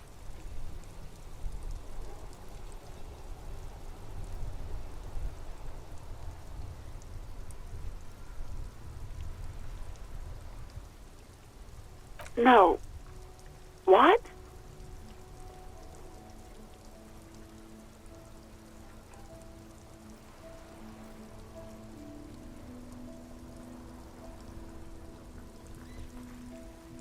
Big Papa is happening. Oh God. Please, just stay out of my life. What? What is it? Call was terminated by the other party. Anything else, officer? It's on. The love quest is on. Too late, everyone. It's on. Take it to God now. Sure, officer. What's the number? And the make of the armor, if you know it. Got it. I'll contact the ICP database immediately. Call back tomorrow. Hopefully they'll have dug up something useful by then. Was there anything else?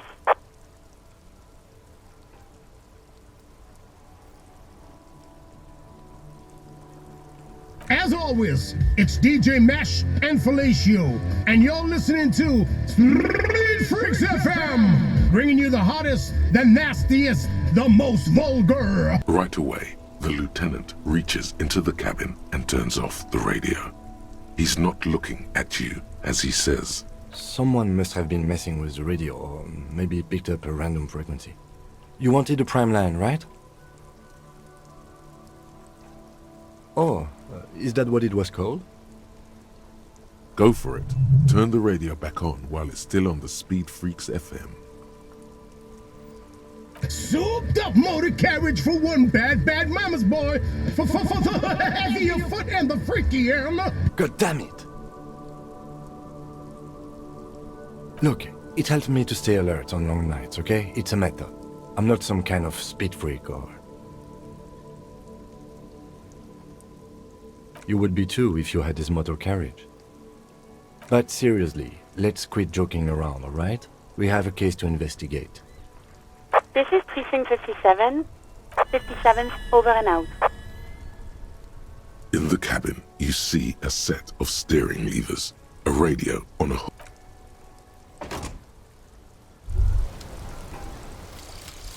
The precarious world. How not to lose. It is impossible not to. The world is balanced on the edge of a knife. It's a game of frayed nerves.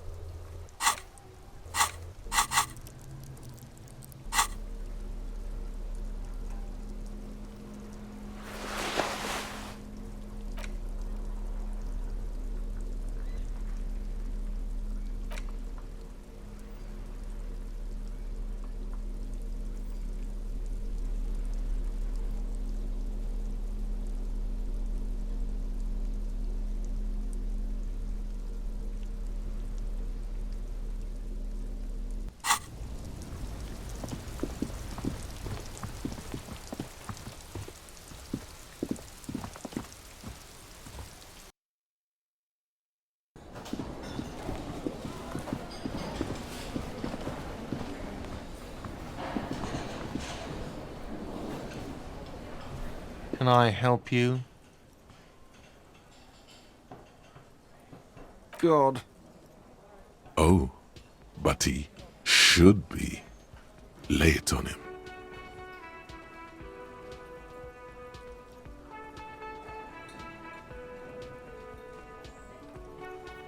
Of course you do. This was your plan all along. This is how you fix it for them. By answering the woman question. Wonderful. It is. It's wonderful. What? What does that mean? Cock carousel?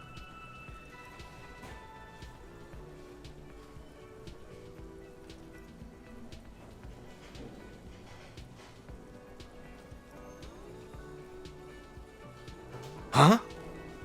Yeah, this feels right. It feels wise. Good setup. Now speak the real shit. Does it mean you talked to her? What else did she say about me? What else do you need?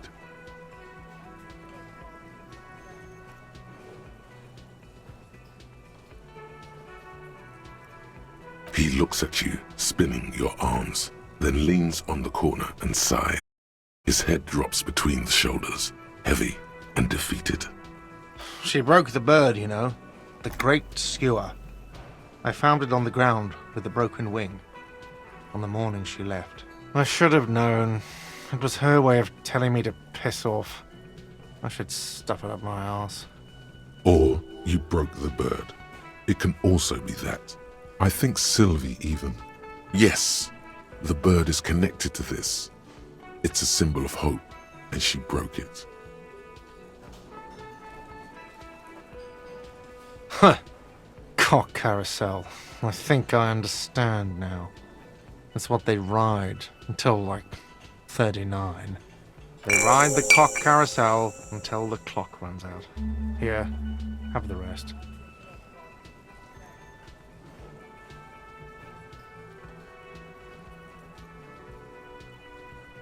Now, let me have a drink and think about this shit for a moment. On my own. And there we have it. Isn't that beautiful? Another situation fixed by Dr. Love.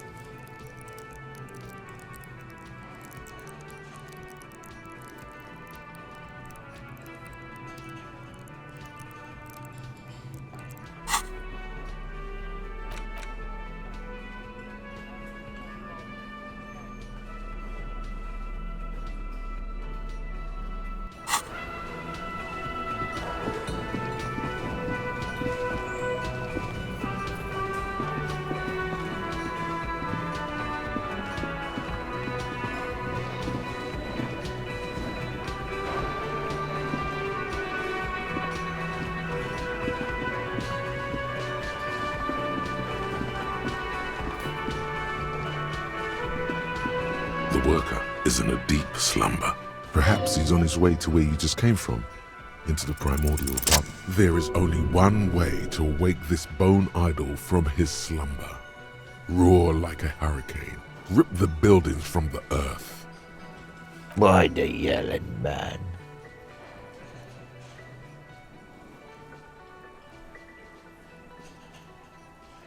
Really? You woke me up for that? Fine. What is it, officer? Officer, even after a rude awakening, this dock worker respects the police more than they usually do, at least. Yeah, what about it? You know, people die here every day. Someone's found in a ditch, another one falls in a manhole, a third one gets eaten by stray dogs. If someone has decided to die on top of a tree, then how is it my concern? If you get lucky, I might even have answers for them. We are the workers, the union. We know what we need, what's right for us. Okay, I guess there's also Everard. He's in charge of the union. He's smart, knows how to negotiate. He's got our back. They got it. Majoret's got it. He's guarding the gate. Or just getting some sleep. Or was. The dock worker doesn't answer. His head is already back down on the table, in sweet sleep.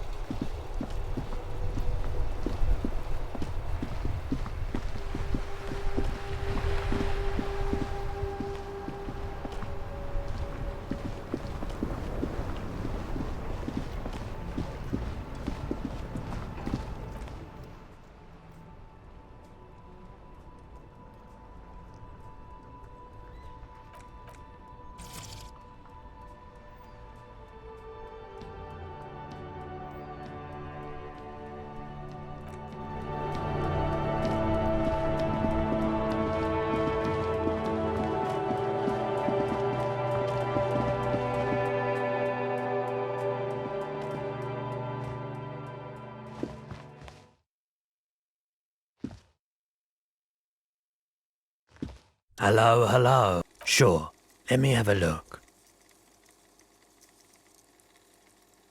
Anything else you're thinking of selling?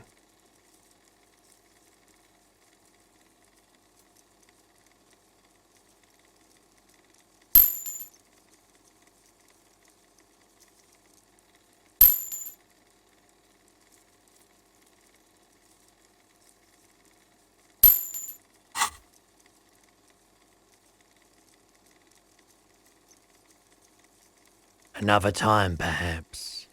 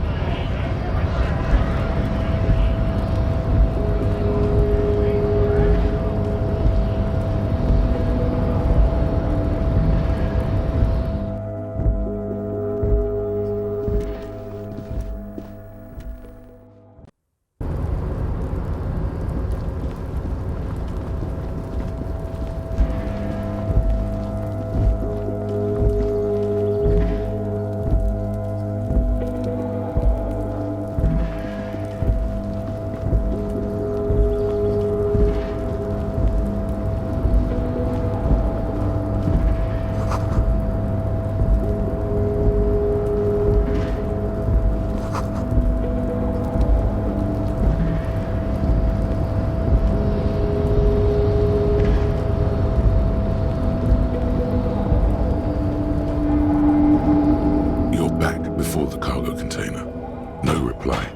You attempt to turn the handle. To your left, the lieutenant considers your actions with some puzzlement.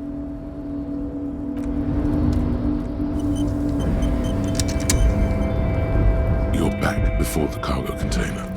It's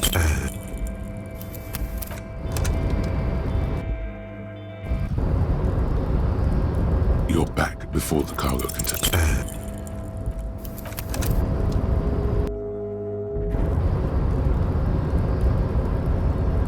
You're back before the cargo. Despite the dirt that surrounds and trails you, a beacon of light emerges from deep within you.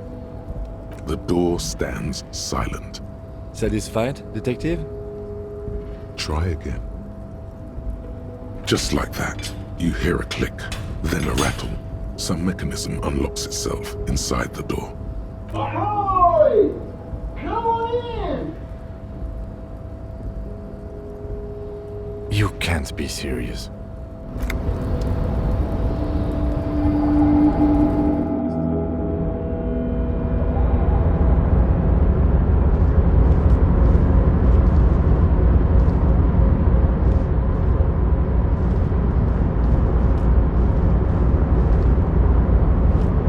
The man stands at the far end of the shipping container. It's hard to say anything more about him. You cannot make out any of his details, but you do feel the overwhelming presence of capital. The feeling causes all the hairs on your body to stand at attention, like soldiers preparing for review. Something's amiss. The light beams bend around his face and scatter in 1,000 directions. It seems the laws of physics do not apply here. They are suspended, distorted, and echo. Trying to visualize the physics at play is liable to give you an aneurysm. Don't think about it too hard. In the general stillness, only your tongue moves, flickering as you utter. Welcome, welcome. Not too much actually. Just pleasantly surprised to have company today. You can't hear him exactly, yet you're able to understand every word he says. It is very strange. An overwhelming hum covers everything. Voice doesn't escape from him. Now, what can I do for you, gentlemen?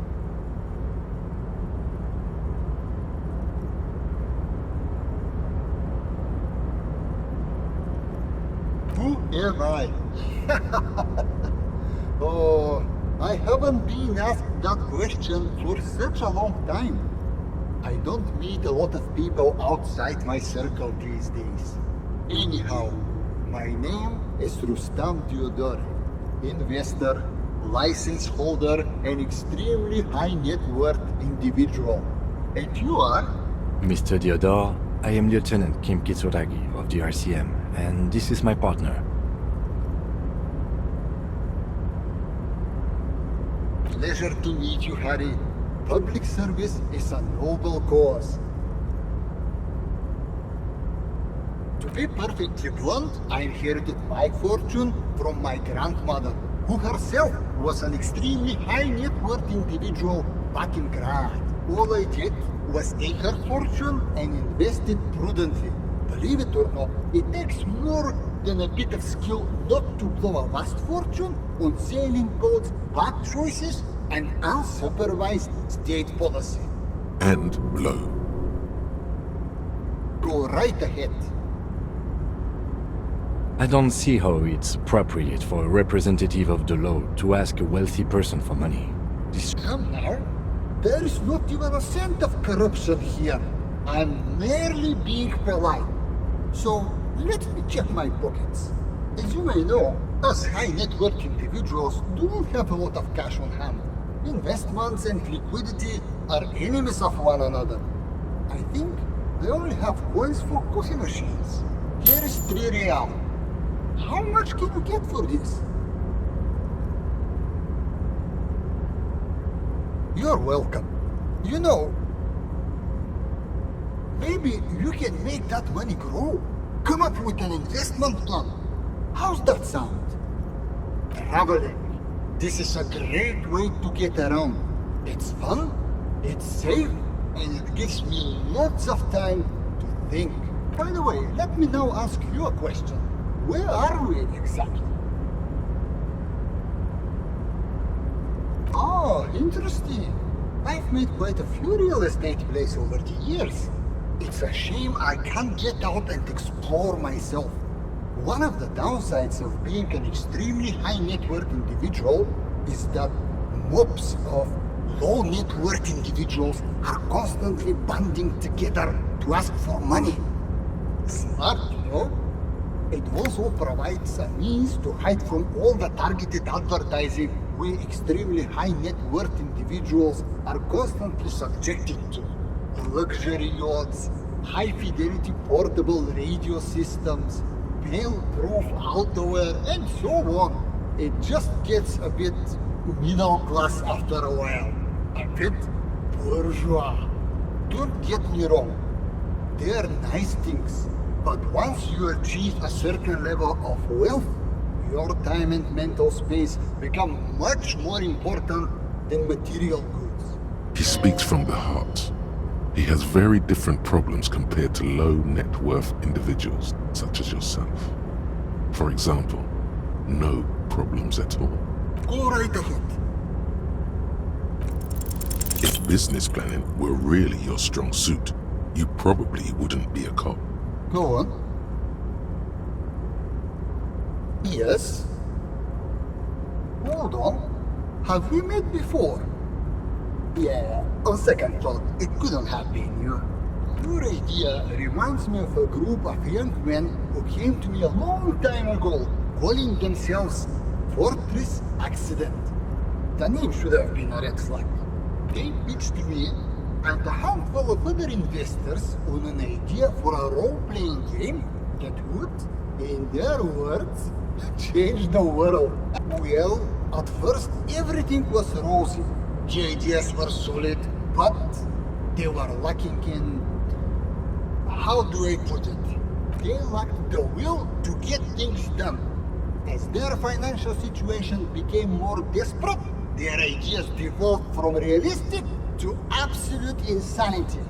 We lost all of our money. High archetypes never deliver. They're only good for peddling Wilkins or whatever creeps they come up with. I guess the inordinate amount of time they put into drawing mythical creatures did not generate a return on investment. Nobody knows for sure, but the place can't be pretty. Sadly, when we got there, it was too late. The concept had run out of steam. Only dust remained. What I want to tell you is this. It's a very bad idea. Dead in the water. You seem like a reasonable man, but that is not a reasonable plan. You're welcome. Now, was there something else I could help you with? Why go so soon? I feel with so much...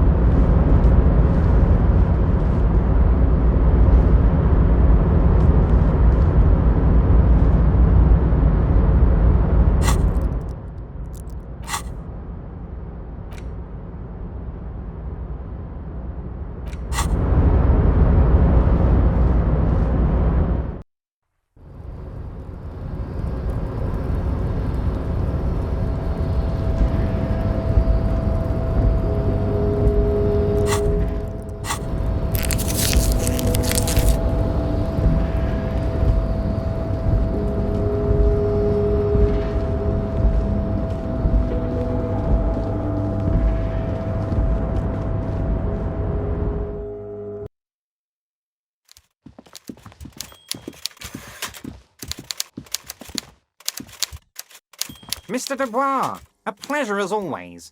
You don't have to sit down this time, since you've already sat on that chair. Mega rich lightbending guy?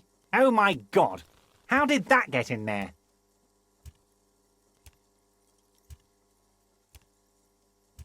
Damn it to hell, Harry. I specifically told my guys to check all the containers for mega rich lightbending guys.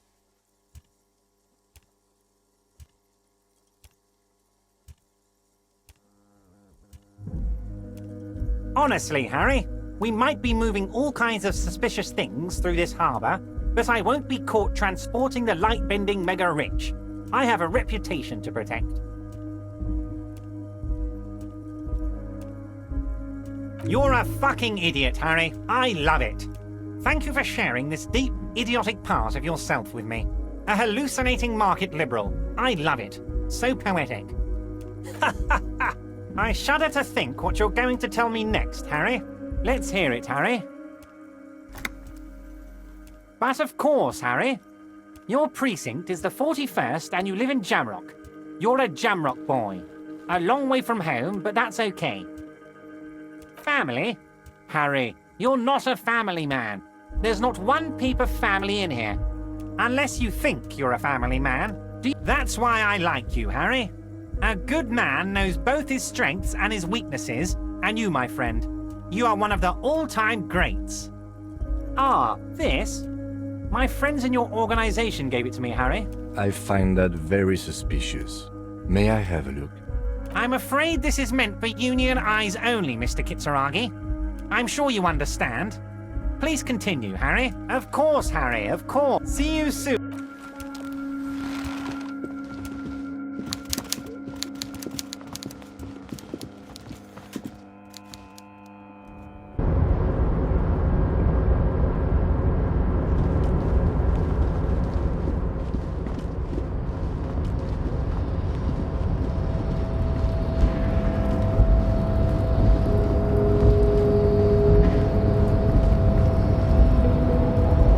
Rusting control.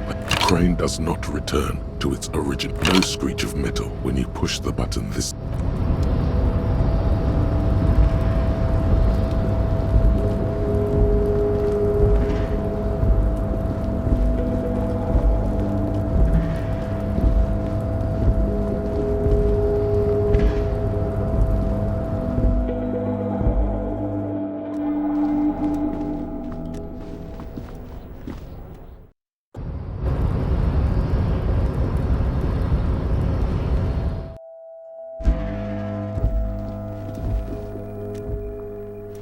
The already familiar cold touch of plastic. The machine swallows your coin and seems to be waiting for your next move. Your fingers run over the dial pad. 005. That's the dialing code for Revachol.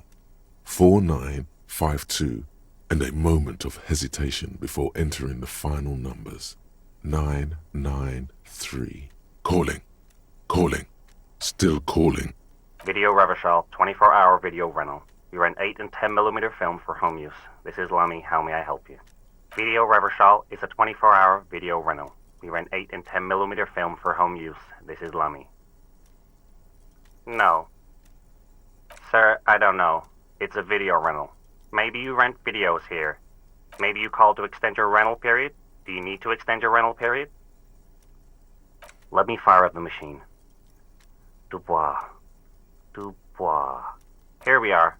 You haven't rented anything in 5 years, but you still have a copy of Blue Ocean Hell from November 46. Whoa, not a fun film, that one. It's not an easy watch.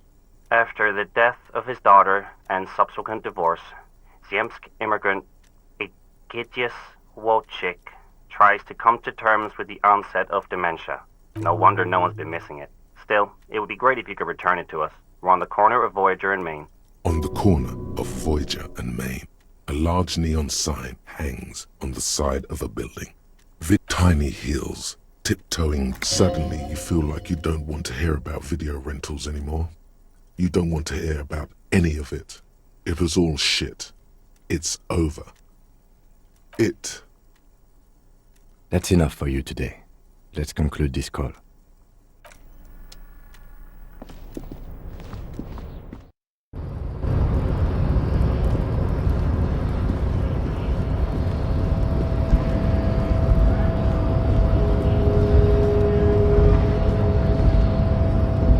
The unpromising race pupil returns. He does not so much as glance at. Stop showing me your pathetic cup.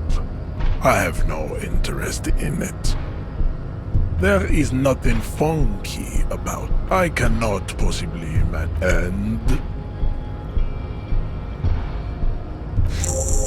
look, babe. The fossilized rock and roll rebel challenges me. Individualism has really fucked him up. You could have used this opportunity to overcome your narrow and take solace from the fact that these thoughts will never entirely leave your... Damn, Jean. How are you so romantic?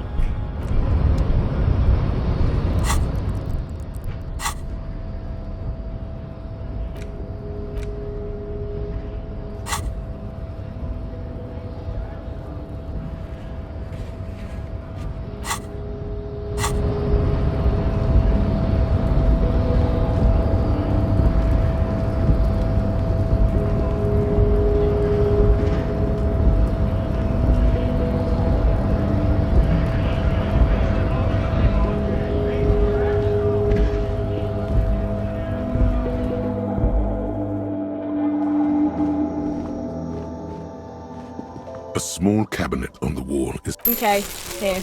I hope Saint Baptiste makes you feel better. Okay, here. I hope Saint Baptiste Okay, here. I hope Saint Baptiste makes you feel better or something.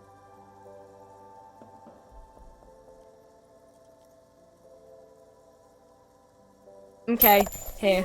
I hope Saint Baptiste makes you feel better or something.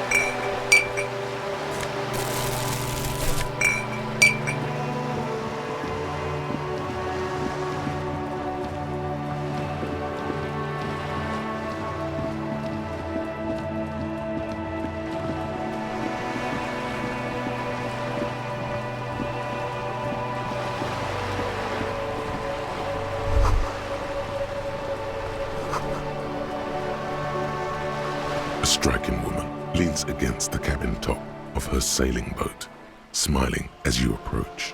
Her green raincoat glistens with droplets. A silk scarf is tied around her throat. Good evening, officers. I'm Joyce. Joyce L. Messier. I represent the board of Wild Pines, the owners of the harbour. You gentlemen must be from the RCM. I'm glad to see you here. I was dispatched to handle a strike, not a lynching. Anything I can do to assist the RCM in this matter, I will, gladly. That is good to hear, madame. My colleague will take the lead on this interview. I should let you know that he is recovering from an unusual medical episode. Very unusual. But I can assure you of his ultimate competency. It happens quicker than a shooting star. But did the lieutenant just wink at you? How interesting. I wish you a swift recovery. In the meanwhile, you have my full cooperation, and the full cooperation of the Wild Pines group. That's the man who was killed. I'm afraid this is a discussion for once we've cleared the lynching question. Better not tie the forestay to the backstay on this. I hope there is something else I can help you with. Quite a few things, I'm afraid. The information I'm to share with you includes sensitive trade secrets. For the sake of my employer, I have to ask for your names and badge numbers. Of course, ma'am. We should have introduced ourselves. I am Lieutenant Kitsuragi from Precinct 57, and this is my colleague from Precinct 41, Detective Dubois. I'm afraid Harry doesn't have his badge at the moment. I hope mine will suffice. Oh, and what happened to yours, Detective? I see.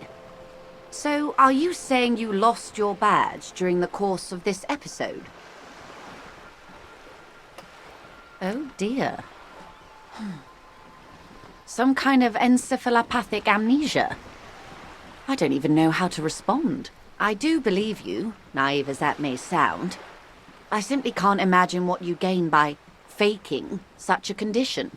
As I said, ma'am, his technique may be very unconventional, but he is an officer of the RCM. Of course, I sympathize, but I'm afraid I simply can't share anything more until I've seen that badge. She's a professional negotiator. She should be open to some sort of mutually beneficial arrangement. Of course. But before we do, officers, let me be perfectly clear. The situation is extremely volatile. The sooner we can speak about this lynching business, the better for all of us. Of course, Detective. You're back. Good. I'm afraid I can't say any more until we've taken care of four. She's a negotiator. Just float a favor at her. Insinuates. I will be frank with you. If I'm going to break protocol, I need to be able to justify it to my superiors.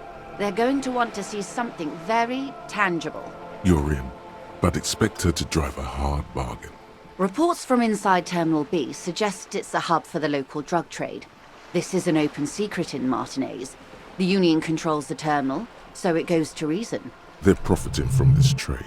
The company has tried looking into this matter before, to no avail. Perhaps someone with your authority and resources might turn over the right stones. Or you can recover your badge. Though if I may be blunt with you, it sounds like that may be a lost cause. Detective, a word in private before we continue.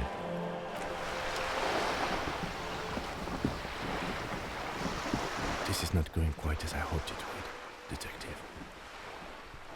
Honestly, I was expecting you to use your unorthodox technique to keep her off balance, and not volunteer us to be her henchman.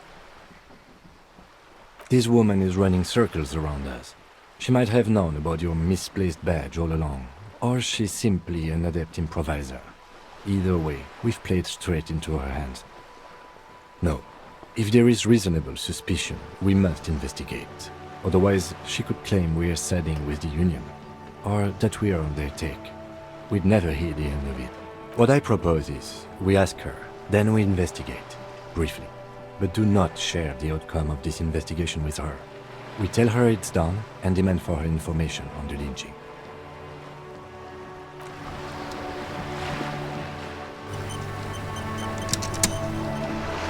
You're back. Good.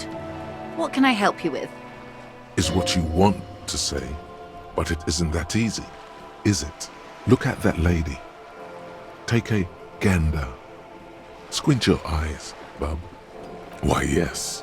Tucked away under that sturdy green raincoat, almost rustic in its simplicity, a silk shirt and matching scarf around her gentle throat, while dull orange pearls hang from her earlobes, red from the cold.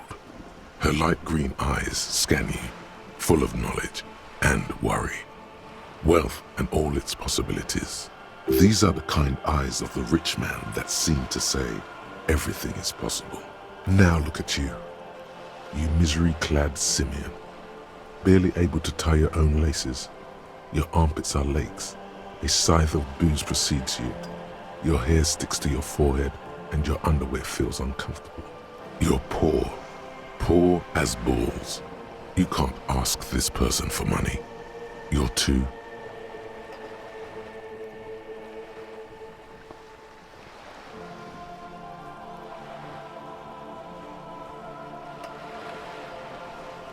You think your little communism protects you from this feeling? No. The more demeaning it is to grovel at her feet. Oh God, the lieutenant is here too. Do not dishonor the force. As I was saying, if there's any way I may be of assistance, please don't. I am sorry.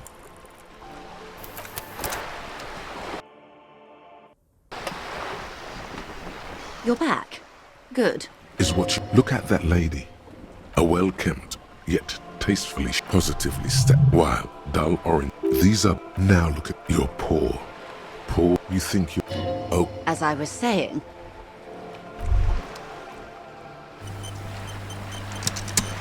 Hey, psst. Yes, you. Word on the street is you're ready to start building communism again. You keep saying things like, down with the bourgeoisie, eat the rich, sodomize the landowners, impale all people who have more than 25 real in their pocket, literally murder all human beings regardless of their political beliefs. That kind of stuff. Funky style, very funky. So tell me, do you have any questions before we fire up the big communism builder, or do we get right down to it? Oh yeah, get the firing squads and the animal wagons ready.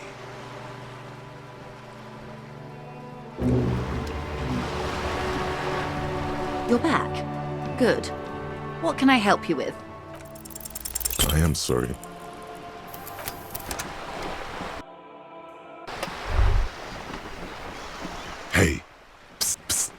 Yes, you. You keep saying things like, that funky style. Very fun. Oh yeah.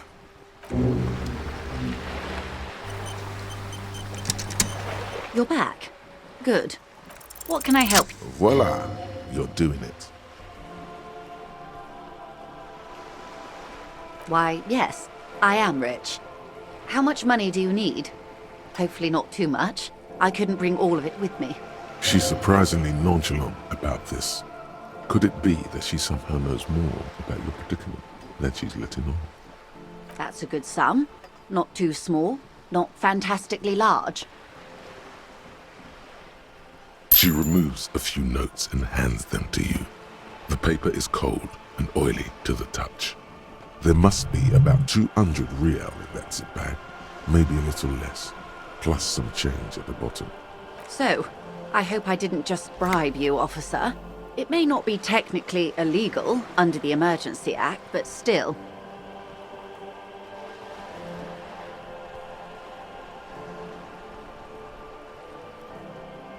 You're right, ma'am, that donations are permitted under the Emergency Act, unseemly as it may be, as long as they're properly logged with a precinct. Which he most certainly will do. Now, how else can I help the RCM today, besides supplementing its salaries? This reality. Ah, yes, the episode. Don't be phased, madame. He functions perfectly well. He only needs a low... We may be here a while then. All right, we're in. I know these all look good, but begin with the first, okay?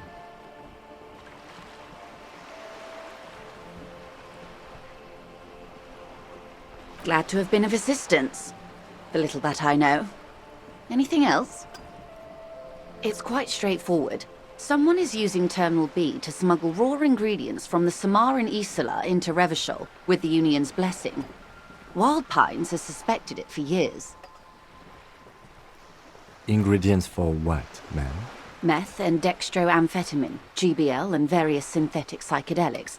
Honestly, it might be quicker to say what you can't make from the stuff. Yes, after they clear the terminal, we lose track. The actual production is taking place at various sites in and around Jamrock Quarter, north of here. Wild Pine seems to be well apprised of the local drug trade, ma'am. Do you mean to say the Union also produces the product? Sells drugs, I mean? We're in logistics. It's our business to know. And no. As far as the company knows, the Union does not produce it. They transport the ingredients for a cut. Yes, but you won't get anything out of Evrat and the Dock Workers Union. Still, every chain has its weak link. Unlikely, officer. I'm talking about the lorries. Once the ingredients reach Jamrock, they're distributed to a network of local manufacturers, well beyond our grasp. But in transit, they may be vulnerable. Perhaps you've noticed that a number of lorries are tangled in a traffic jam at the roundabout just now. Interview the drivers who are still hanging about. One of them might be waiting for a crucial shipment. I'll be explicit. If you find this driver, I will share company secrets with you.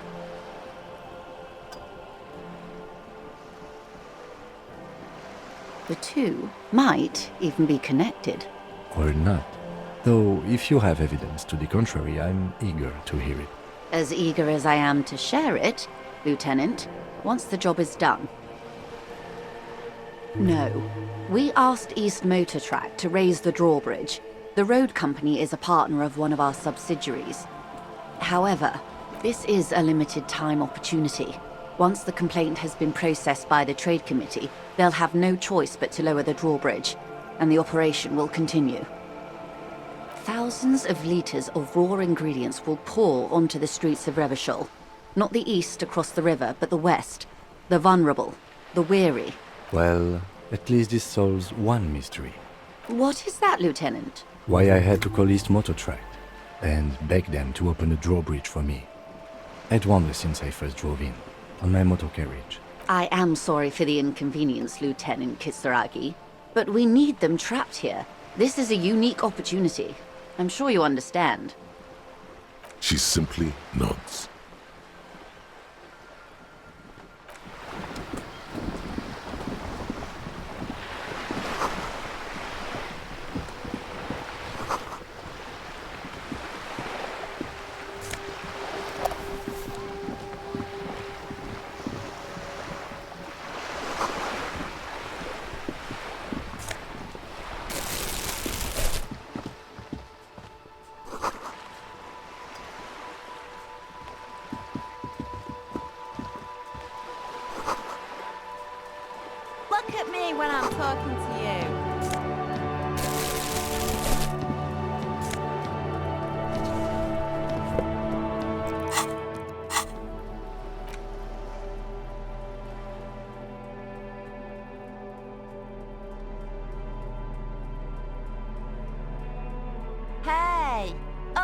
Piggo?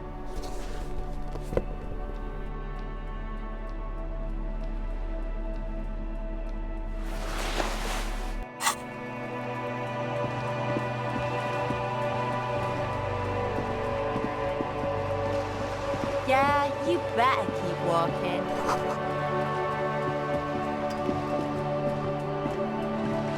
A sturdy metal door guards the southwest entrance to the apartment building. The door rattles against your knuckles. The door rattles again, but this time you hear an elderly woman's voice calling out from inside. Stop banging on the door! I'm not letting any more strangers inside. Ha! The police? Everyone knows the police don't come round here. No, I already told you. I won't be responsible for any more strangers getting into the building. Go check the backyard door. Maybe someone there will. Backyard door? There must be another entrance to the east. Madame, I assure you, we are real police officers. There is no reply. Just faint, sweeping sounds inside.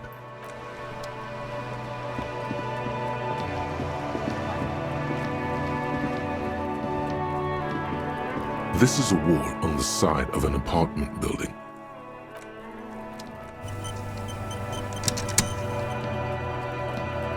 Just an ordinary wall. Nothing to see.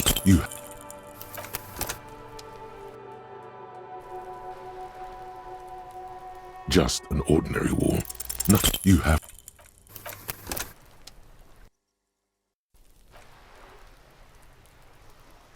Just an ordinary wall.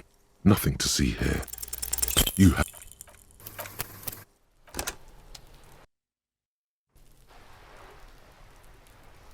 Just an ordinary wall.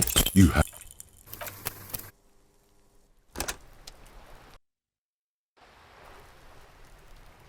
Just an ordinary. You have.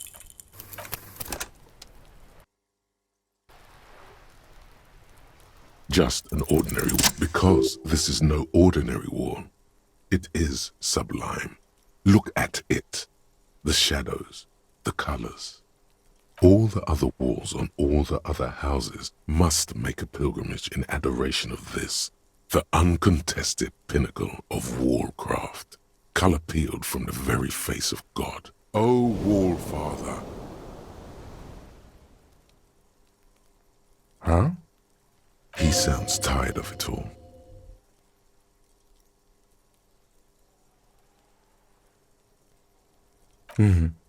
Sure.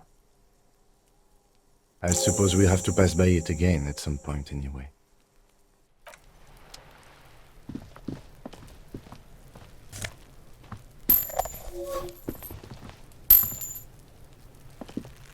Are you trying to sneak up on me?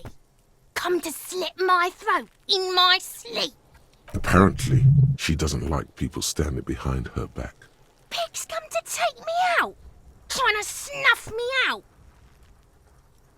Don't get fucking clever with me, pig. You think you're so...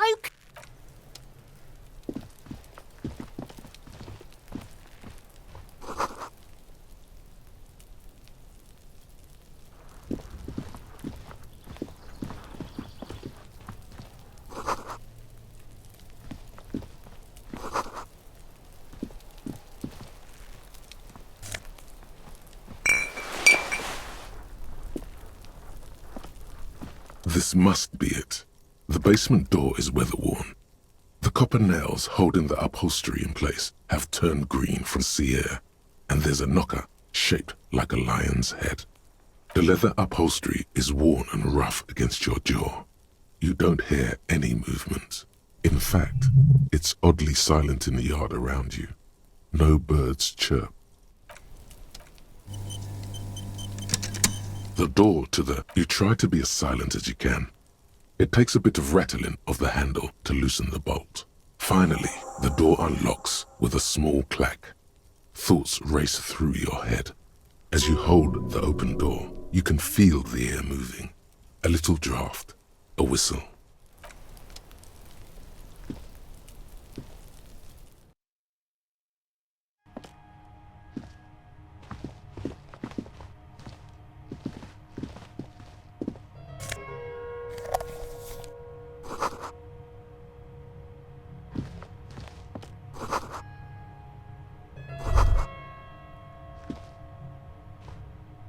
This is the flag of Revachol, the suzerainty. This isn't just one sun, but there are little suns dancing around the big sun. This is the sevenfold sun miracle. It's an optical atmospheric anomaly the first settlers saw. Happens in cold weather. 6 small suns around the big one. This complex halo, the flag doesn't seem to mind. It's just a colorful. A row of mugs sits on the shelf. Each one depicts a human figure. A dark skin, a little ring. Though cheerful, the image, there's something disdainful in the way the curves and lines of the bodies were drawn. It looks like the artist is celebrating diversity, but underneath, he's just making fun of these people.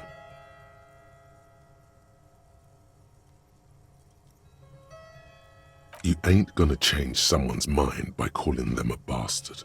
The lieutenant picks up one of the mugs, then puts it back down with a look of disdain. I'm beginning to feel better about breaking into this man's apartment.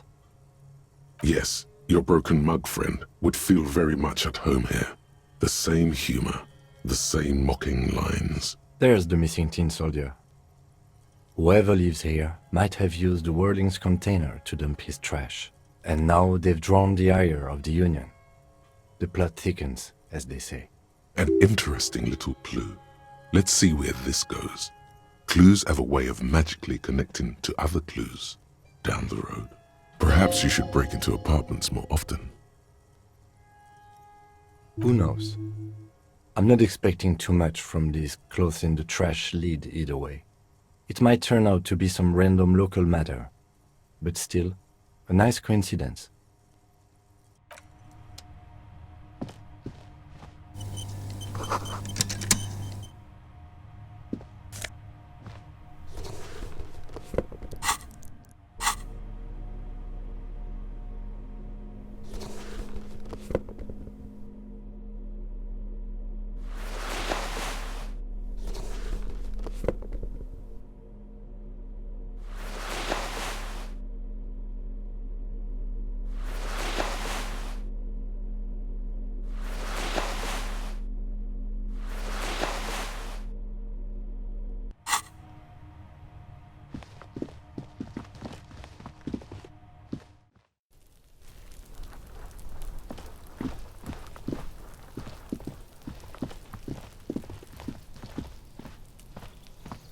There must be another way into the building.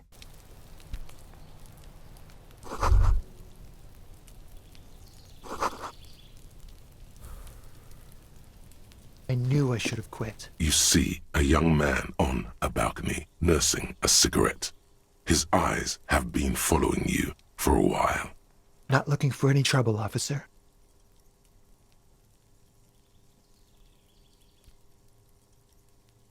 I don't want to be seen talking to the gendarmerie if that's okay. I just want to finish my cigarette. Don't let him go.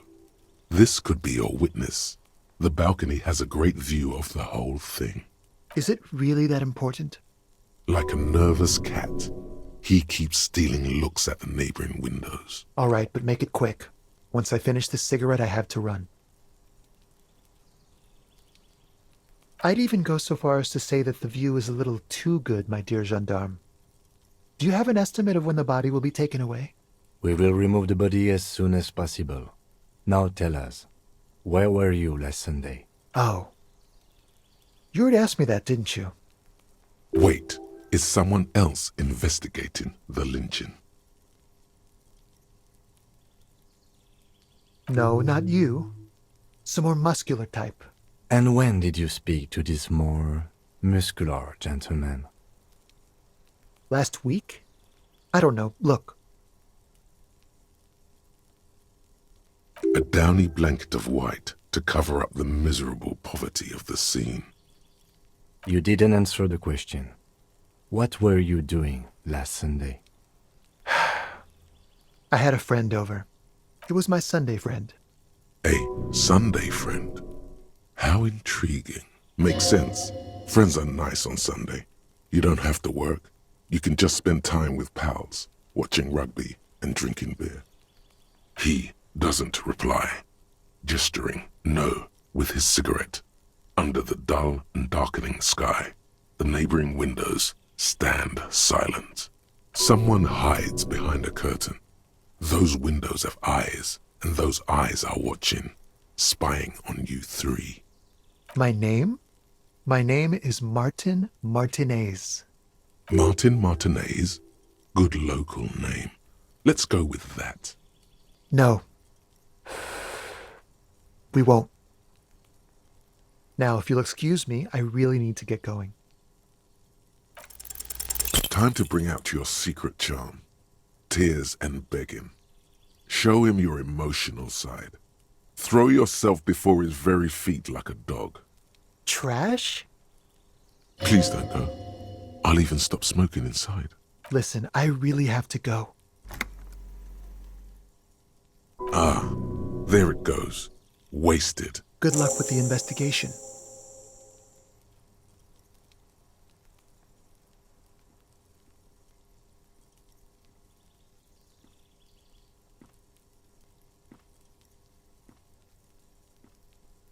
He's gone.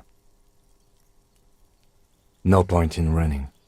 Tenements like these often have multiple exits. If he doesn't want to talk to us, then he'll know how to hide himself. He could be a witness. Him or his Sunday friend. Either way, we need to look into that muscular type who's asking about our case. There has to be a way of getting inside the building. Let's go check out the door near the pier again. Once we've found the way in, we can ask around for his apartment.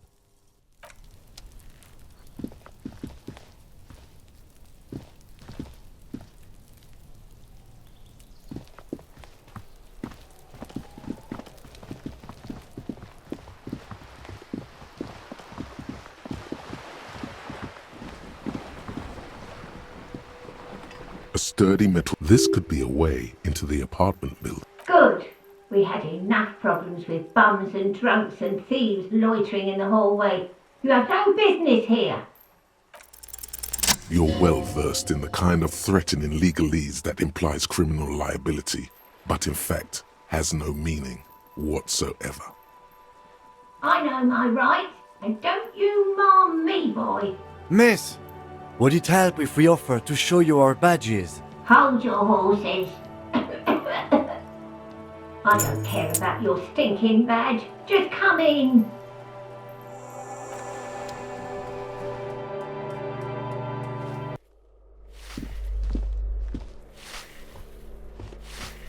Give me a moment. The cold never does any good for my bronchitis.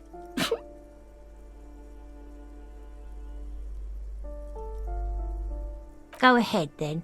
What do you want to know, policeman? She's the cleaning lady. She knows the floor plan and the residence. Oh, you'll find plenty of Martins here. Don't you worry. Pea-brain, someone played a trick on you. Martin Martinez is a name for anyone who comes from Martinez, like Jim Jamrock or Raoul Ravachol. Oops. You really didn't get the joke there. I thought it was obvious. Anyway, officer, we don't have the witness's name. Yes, yes, I know who you mean. The scrawny boy who's always smoking like the devil, right? Somewhere in the building, a child starts crying. You hear a radio tuned to a talk show and someone taking a shower. What's he in trouble for? Talk? He lives upstairs in room 28. Go to the balcony. It's one of those doors there. He's usually home in the evening. Thank you. We should go check out his apartment on the balcony. See if he's home.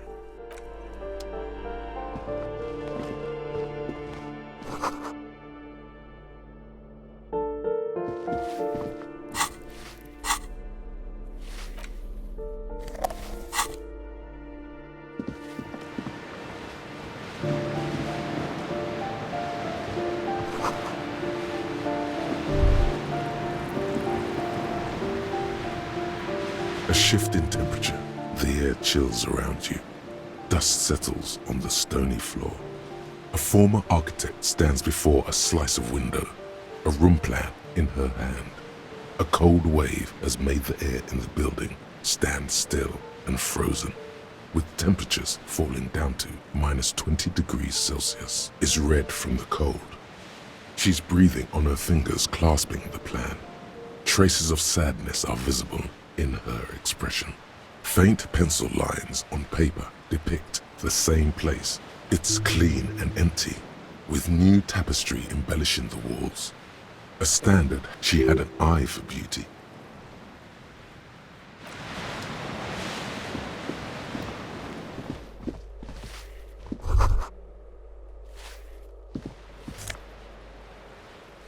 What happened here? It will still be accessible through the apartment next to it. That one didn't have a door. Sadly, nothing of great value remains here. Indeed.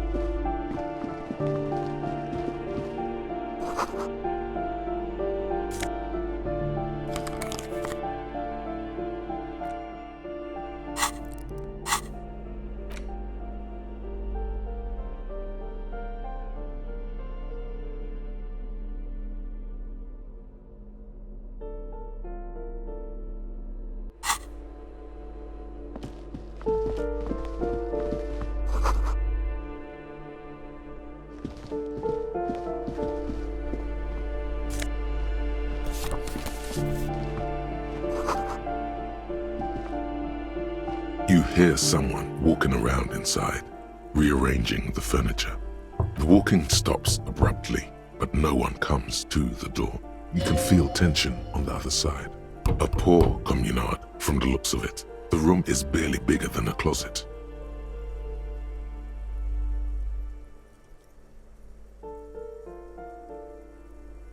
Do I have to open the door?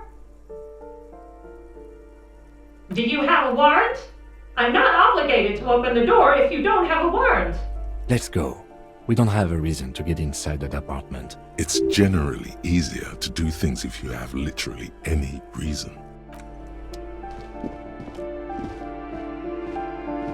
This door has been closed with a padlock. A chalk-drawn number on the board says, number 11. It's a solid lump of metal, but the shackle is deeply corroded. A solid pair of chain cutters would make short work of it. Better whip out those cutters. You won't get very far otherwise.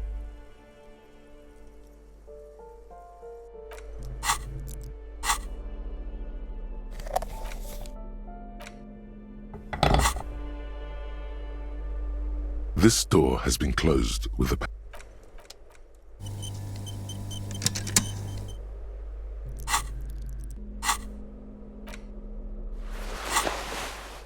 This door has been closed with a padlock. The shackle snaps like a twig, and the lock falls to the floor with a little thud. It should be possible to enter now. After you, detective.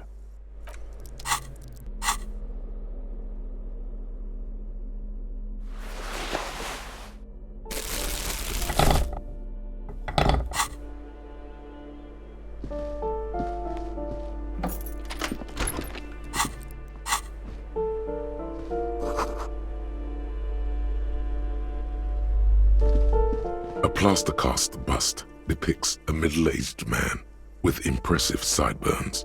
The name on the plinth reads, Kraz Marzov. The White Star, the photos on the wall. I think we have broken into the apartment of a young communard. How fitting.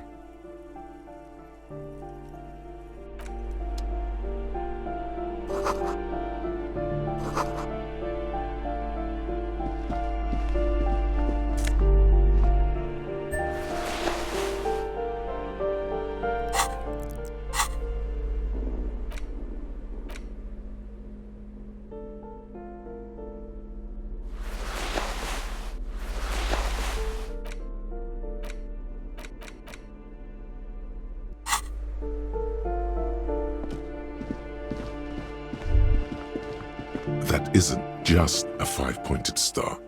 It's an inverted white pentagram cradled in a wreath of antlers, the iconography of communism. The star and antlers was developed in the 6th decade of the... Even today, half a century after, the star and antlers retains gone. Gone is the glory of hope. Only the... We should think about calling it a day, maybe. The nights are still miserably cold this time of year. You should take care of that, then. I'll also take a room at the Whirling. One cannot get much closer to the crime scene.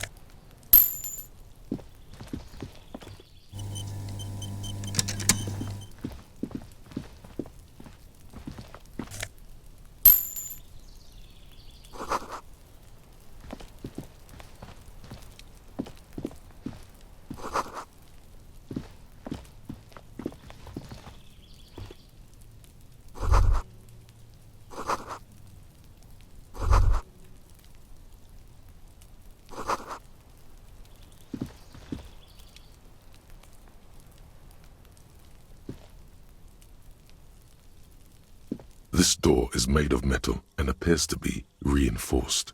Someone here really values their security. Number 28. This is where the cleaning lady said the smoker on the balcony lives. Let's see if anyone's home. No one answers. Looks like the young man we are looking for isn't home. I think our best chance to catch him is in the evening. We should return tomorrow after we have finished with our day's work. How about 9 p.m.? Sound good? The smoker on the balcony. This is why we are here, right? He might know something about the murder. So tomorrow 9 p.m.? Suddenly, he's a little worried about your memory. Tomorrow 9 p.m. right here. Apartment number 28. Good, let's go. Damn. Turns out it's quite tricky finding someone in a big apartment building. Don't worry. You'll get him. Remember, tomorrow. He's probably gone for today. No one answers. We should return tomorrow. No one. We should return tomorrow.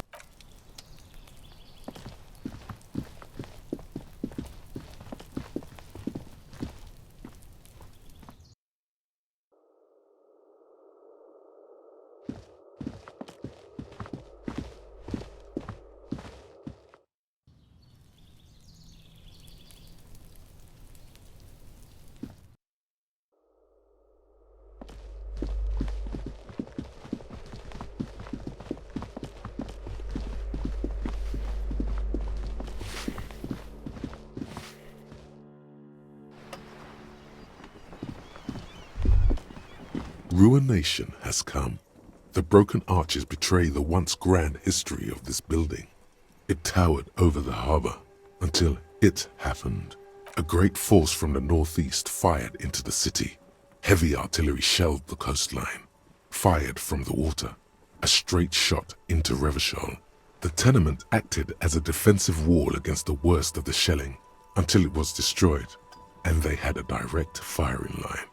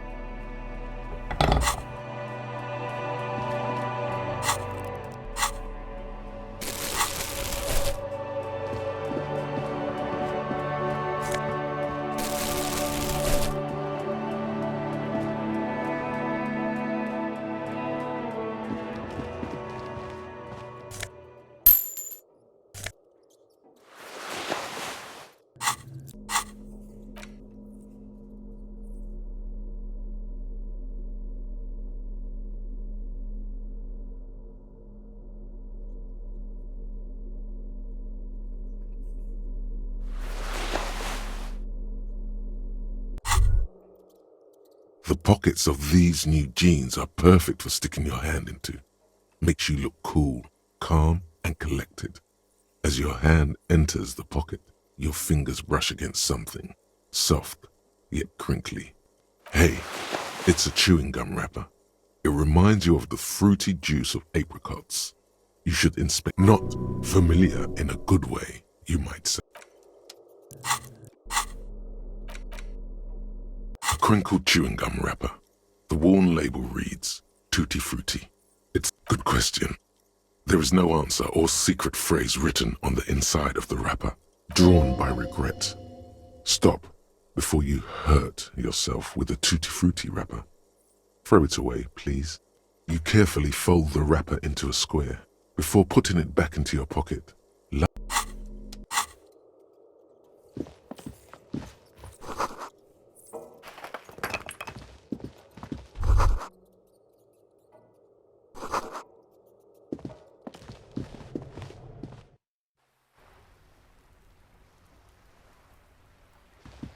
The streets will flow red once more, a great torrent rushing down Rue de Esperance.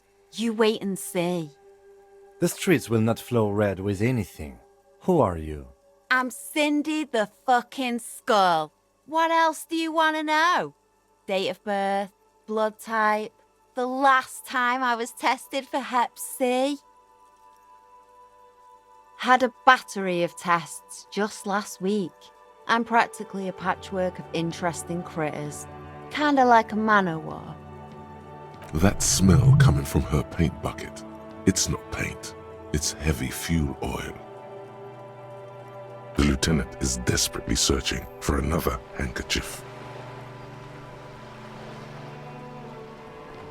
Hatred, disgust. It's difficult to tell which of the two is more present in her girlish features. The woman on the boat does not notice her staring. That is on her. Someone's got to keep an eye on her. On a first-name basis with her, are we? Piggy's moving up in the world. Have you got a crush on her? Aching for an opportunity to defend her honor? Red-dyed heavy fuel oil, intended for exclusive use in government vehicles, to be precise. What did you think I was using? Aquarels? Sucked it out of a cop's fuel tank myself. Back in Jamrock. Or what? You'll push me off this ledge and pry the bucket from my dead hands? What for?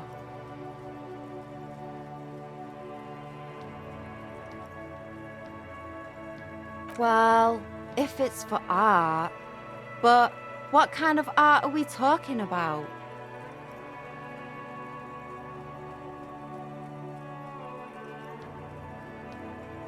Let me stop you right there, Piggy. You have no idea, do you? No idea. No breath. Yeah, not gonna hold my breath, Piggy. You look like you'd suck.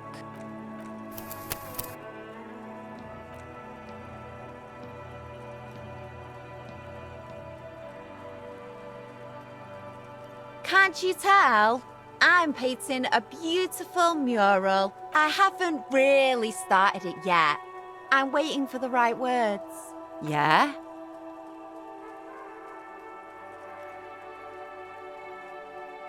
Thanks. I'm sure the inspiration will come to me now that I have an official RCM stamp of approval. Ooh. Not only have you found my address, you've discovered my biggest secret. I'm a coal miner. Does anyone in a city like this? Shoot, Piggy. It's what I ain't no snitch, pigstein. Go forth and forage in someone else's shit. No shortage of squealers in these parts. Actually, there is a shortage of people who talk to us in a normal, calm, informative manner. We weren't put on this earth to make your life pleasant, fucko.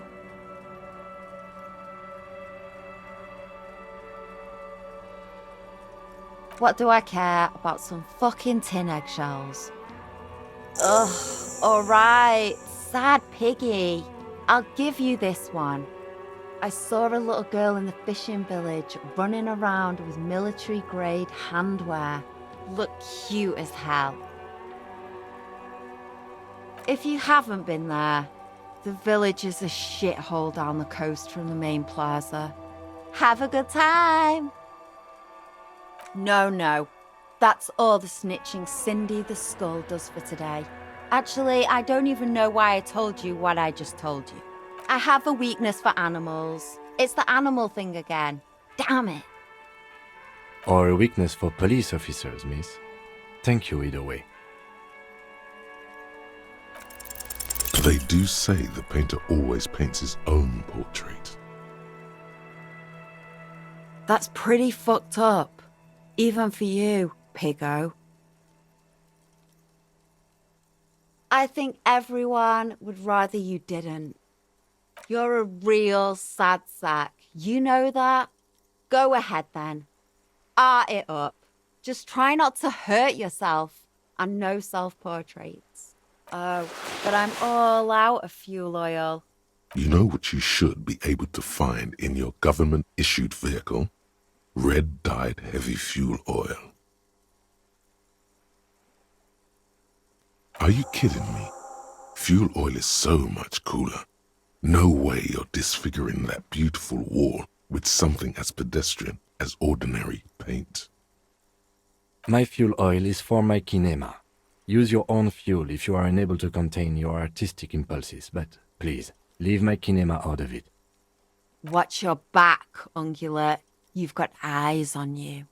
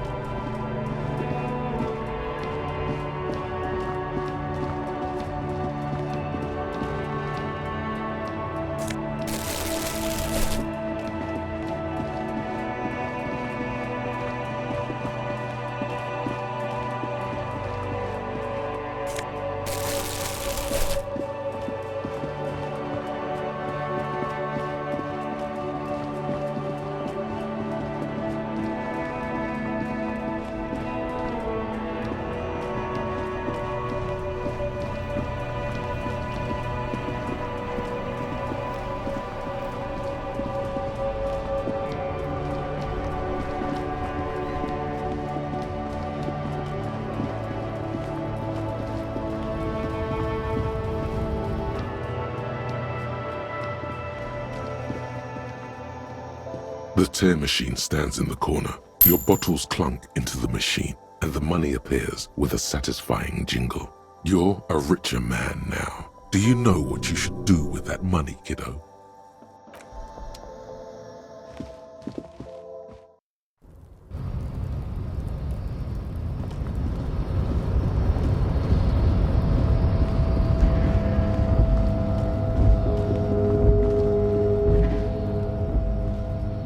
A lorry stuck in the traffic jam. The windows are clear. They've been recently washed. You can see a lorryman's cabin.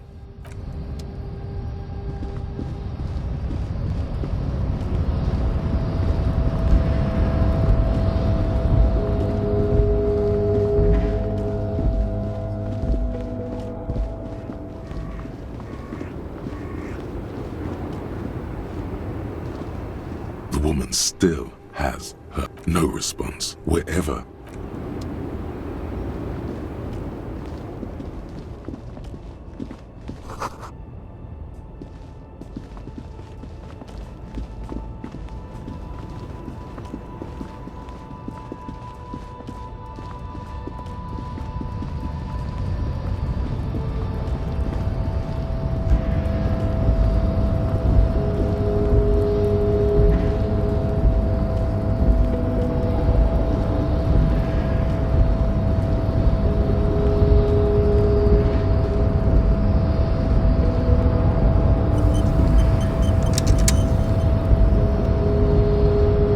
Unpromising race pupil returns.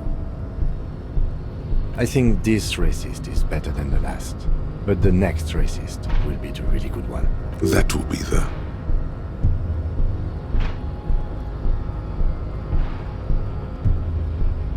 He will grant us 3 wishes. Your pedomorphic friend has quick wits. The lieutenant does not flinch. You should keep him close. The congenital defect of farsightedness does not render him a complete. Racists are generally not very good examples. I am not like them. I am craniometric perfection. I have taken the trouble to permanently draw a free. You exhibit forward projection of the jaw, indicative of skin. It is impossible to see, and this leads me to conclude your racial heritage. He's right there. It's almost impossible to get it on unless you're both drunk. It's too scary when people are sober.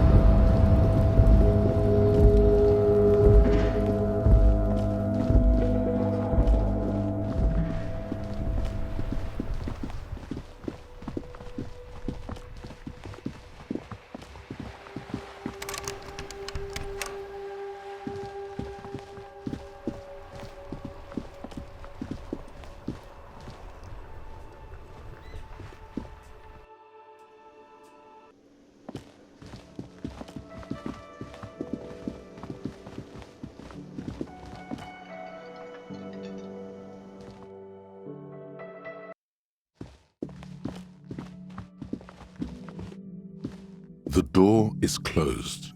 Still, the lieutenant, you should punch a the murmur in your ear.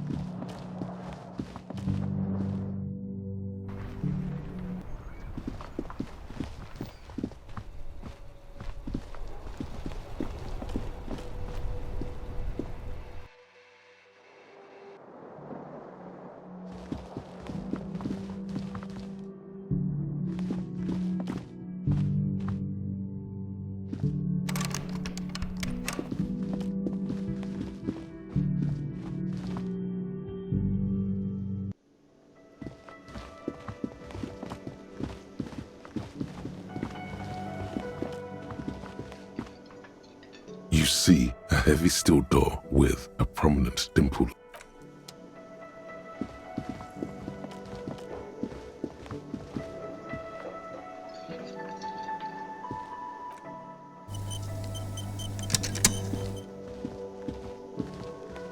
Can I help you? Yes, have you got it? A lot. For the room and broken window? Well...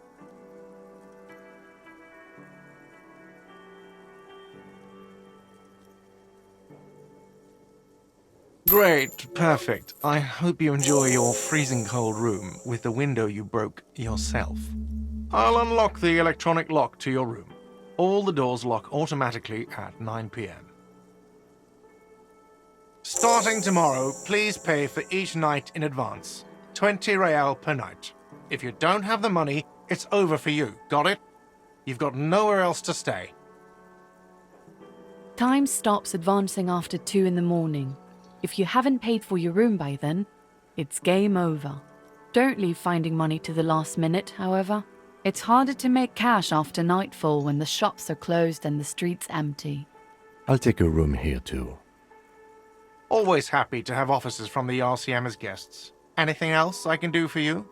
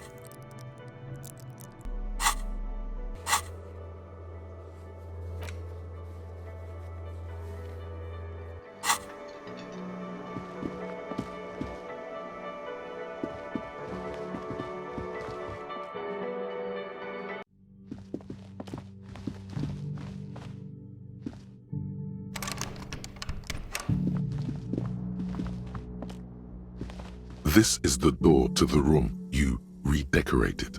Just a moment. We should talk about our progress on the investigation. Let's go out to the balcony.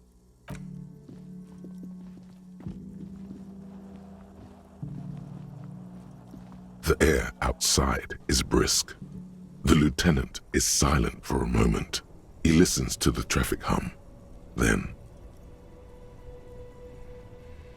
Now then, we should talk about the investigation. But I also feel you're a bit hazy on the RCM. Our role here, our rights, our jurisdiction, basically.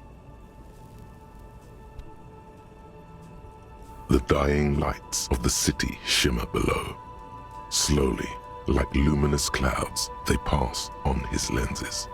The lieutenant looks at his slim cigarette, contemplating the next drag. This soldier is the highlight of the day for me, he thinks. This little stick right here. They really don't like us here. And the mouth on that kid, Kuno. It's different in Jamrock and the GRIH. It's our fault for leaving this place to the dogs, to the Union, to the company, not daring to come here more often. This place has fallen between the cracks, the jurisdictions of our two precincts. We run this city. West of the river is RCM land. It's incredibly hard. Human beings are... But we are in control, and it's worth it. The organization works, our systems work. If they didn't, the city would disintegrate. Probably not. Anyway, positive change happens slowly. We never really get to see the impact of our actions. Yeah, it's getting very cold now. Let's go.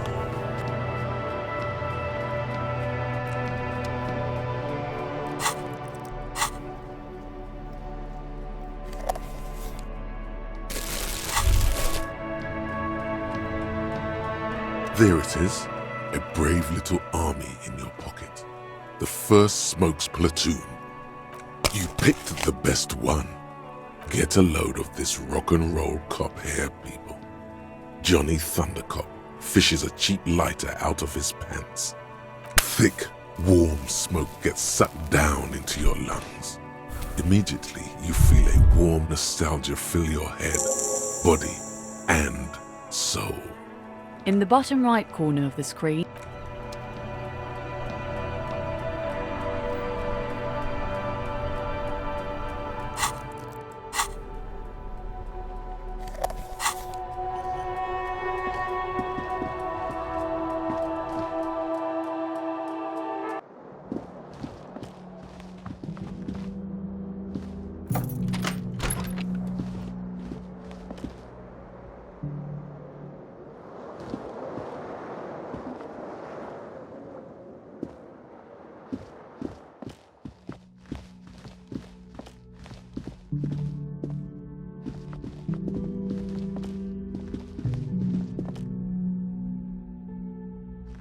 The door is closed. This door. Still, you should punch a fucking hole. The murmur in your ear.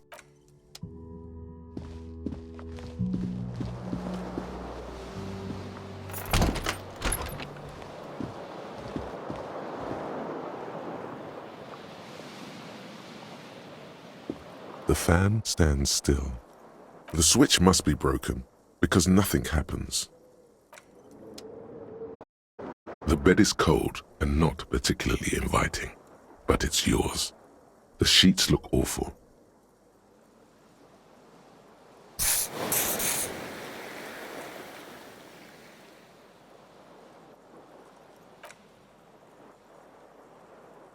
The sheets feel at once coarse and clammy against your skin. The bed sags beneath your weight as you stretch out and finally close your eyes. And then sleep. And then sleep doesn't come. Obviously, you're in bed with your eyes closed, but it's not happening. Maybe it's the bed's fault. It's a little better. Colors, scenes, and half-formed phrases still litter your mind. Part of you is still trying to solve the case, isn't it? Your breathing steadies. A great silence washes over you until your eyelids twitch in your sleep and images start forming.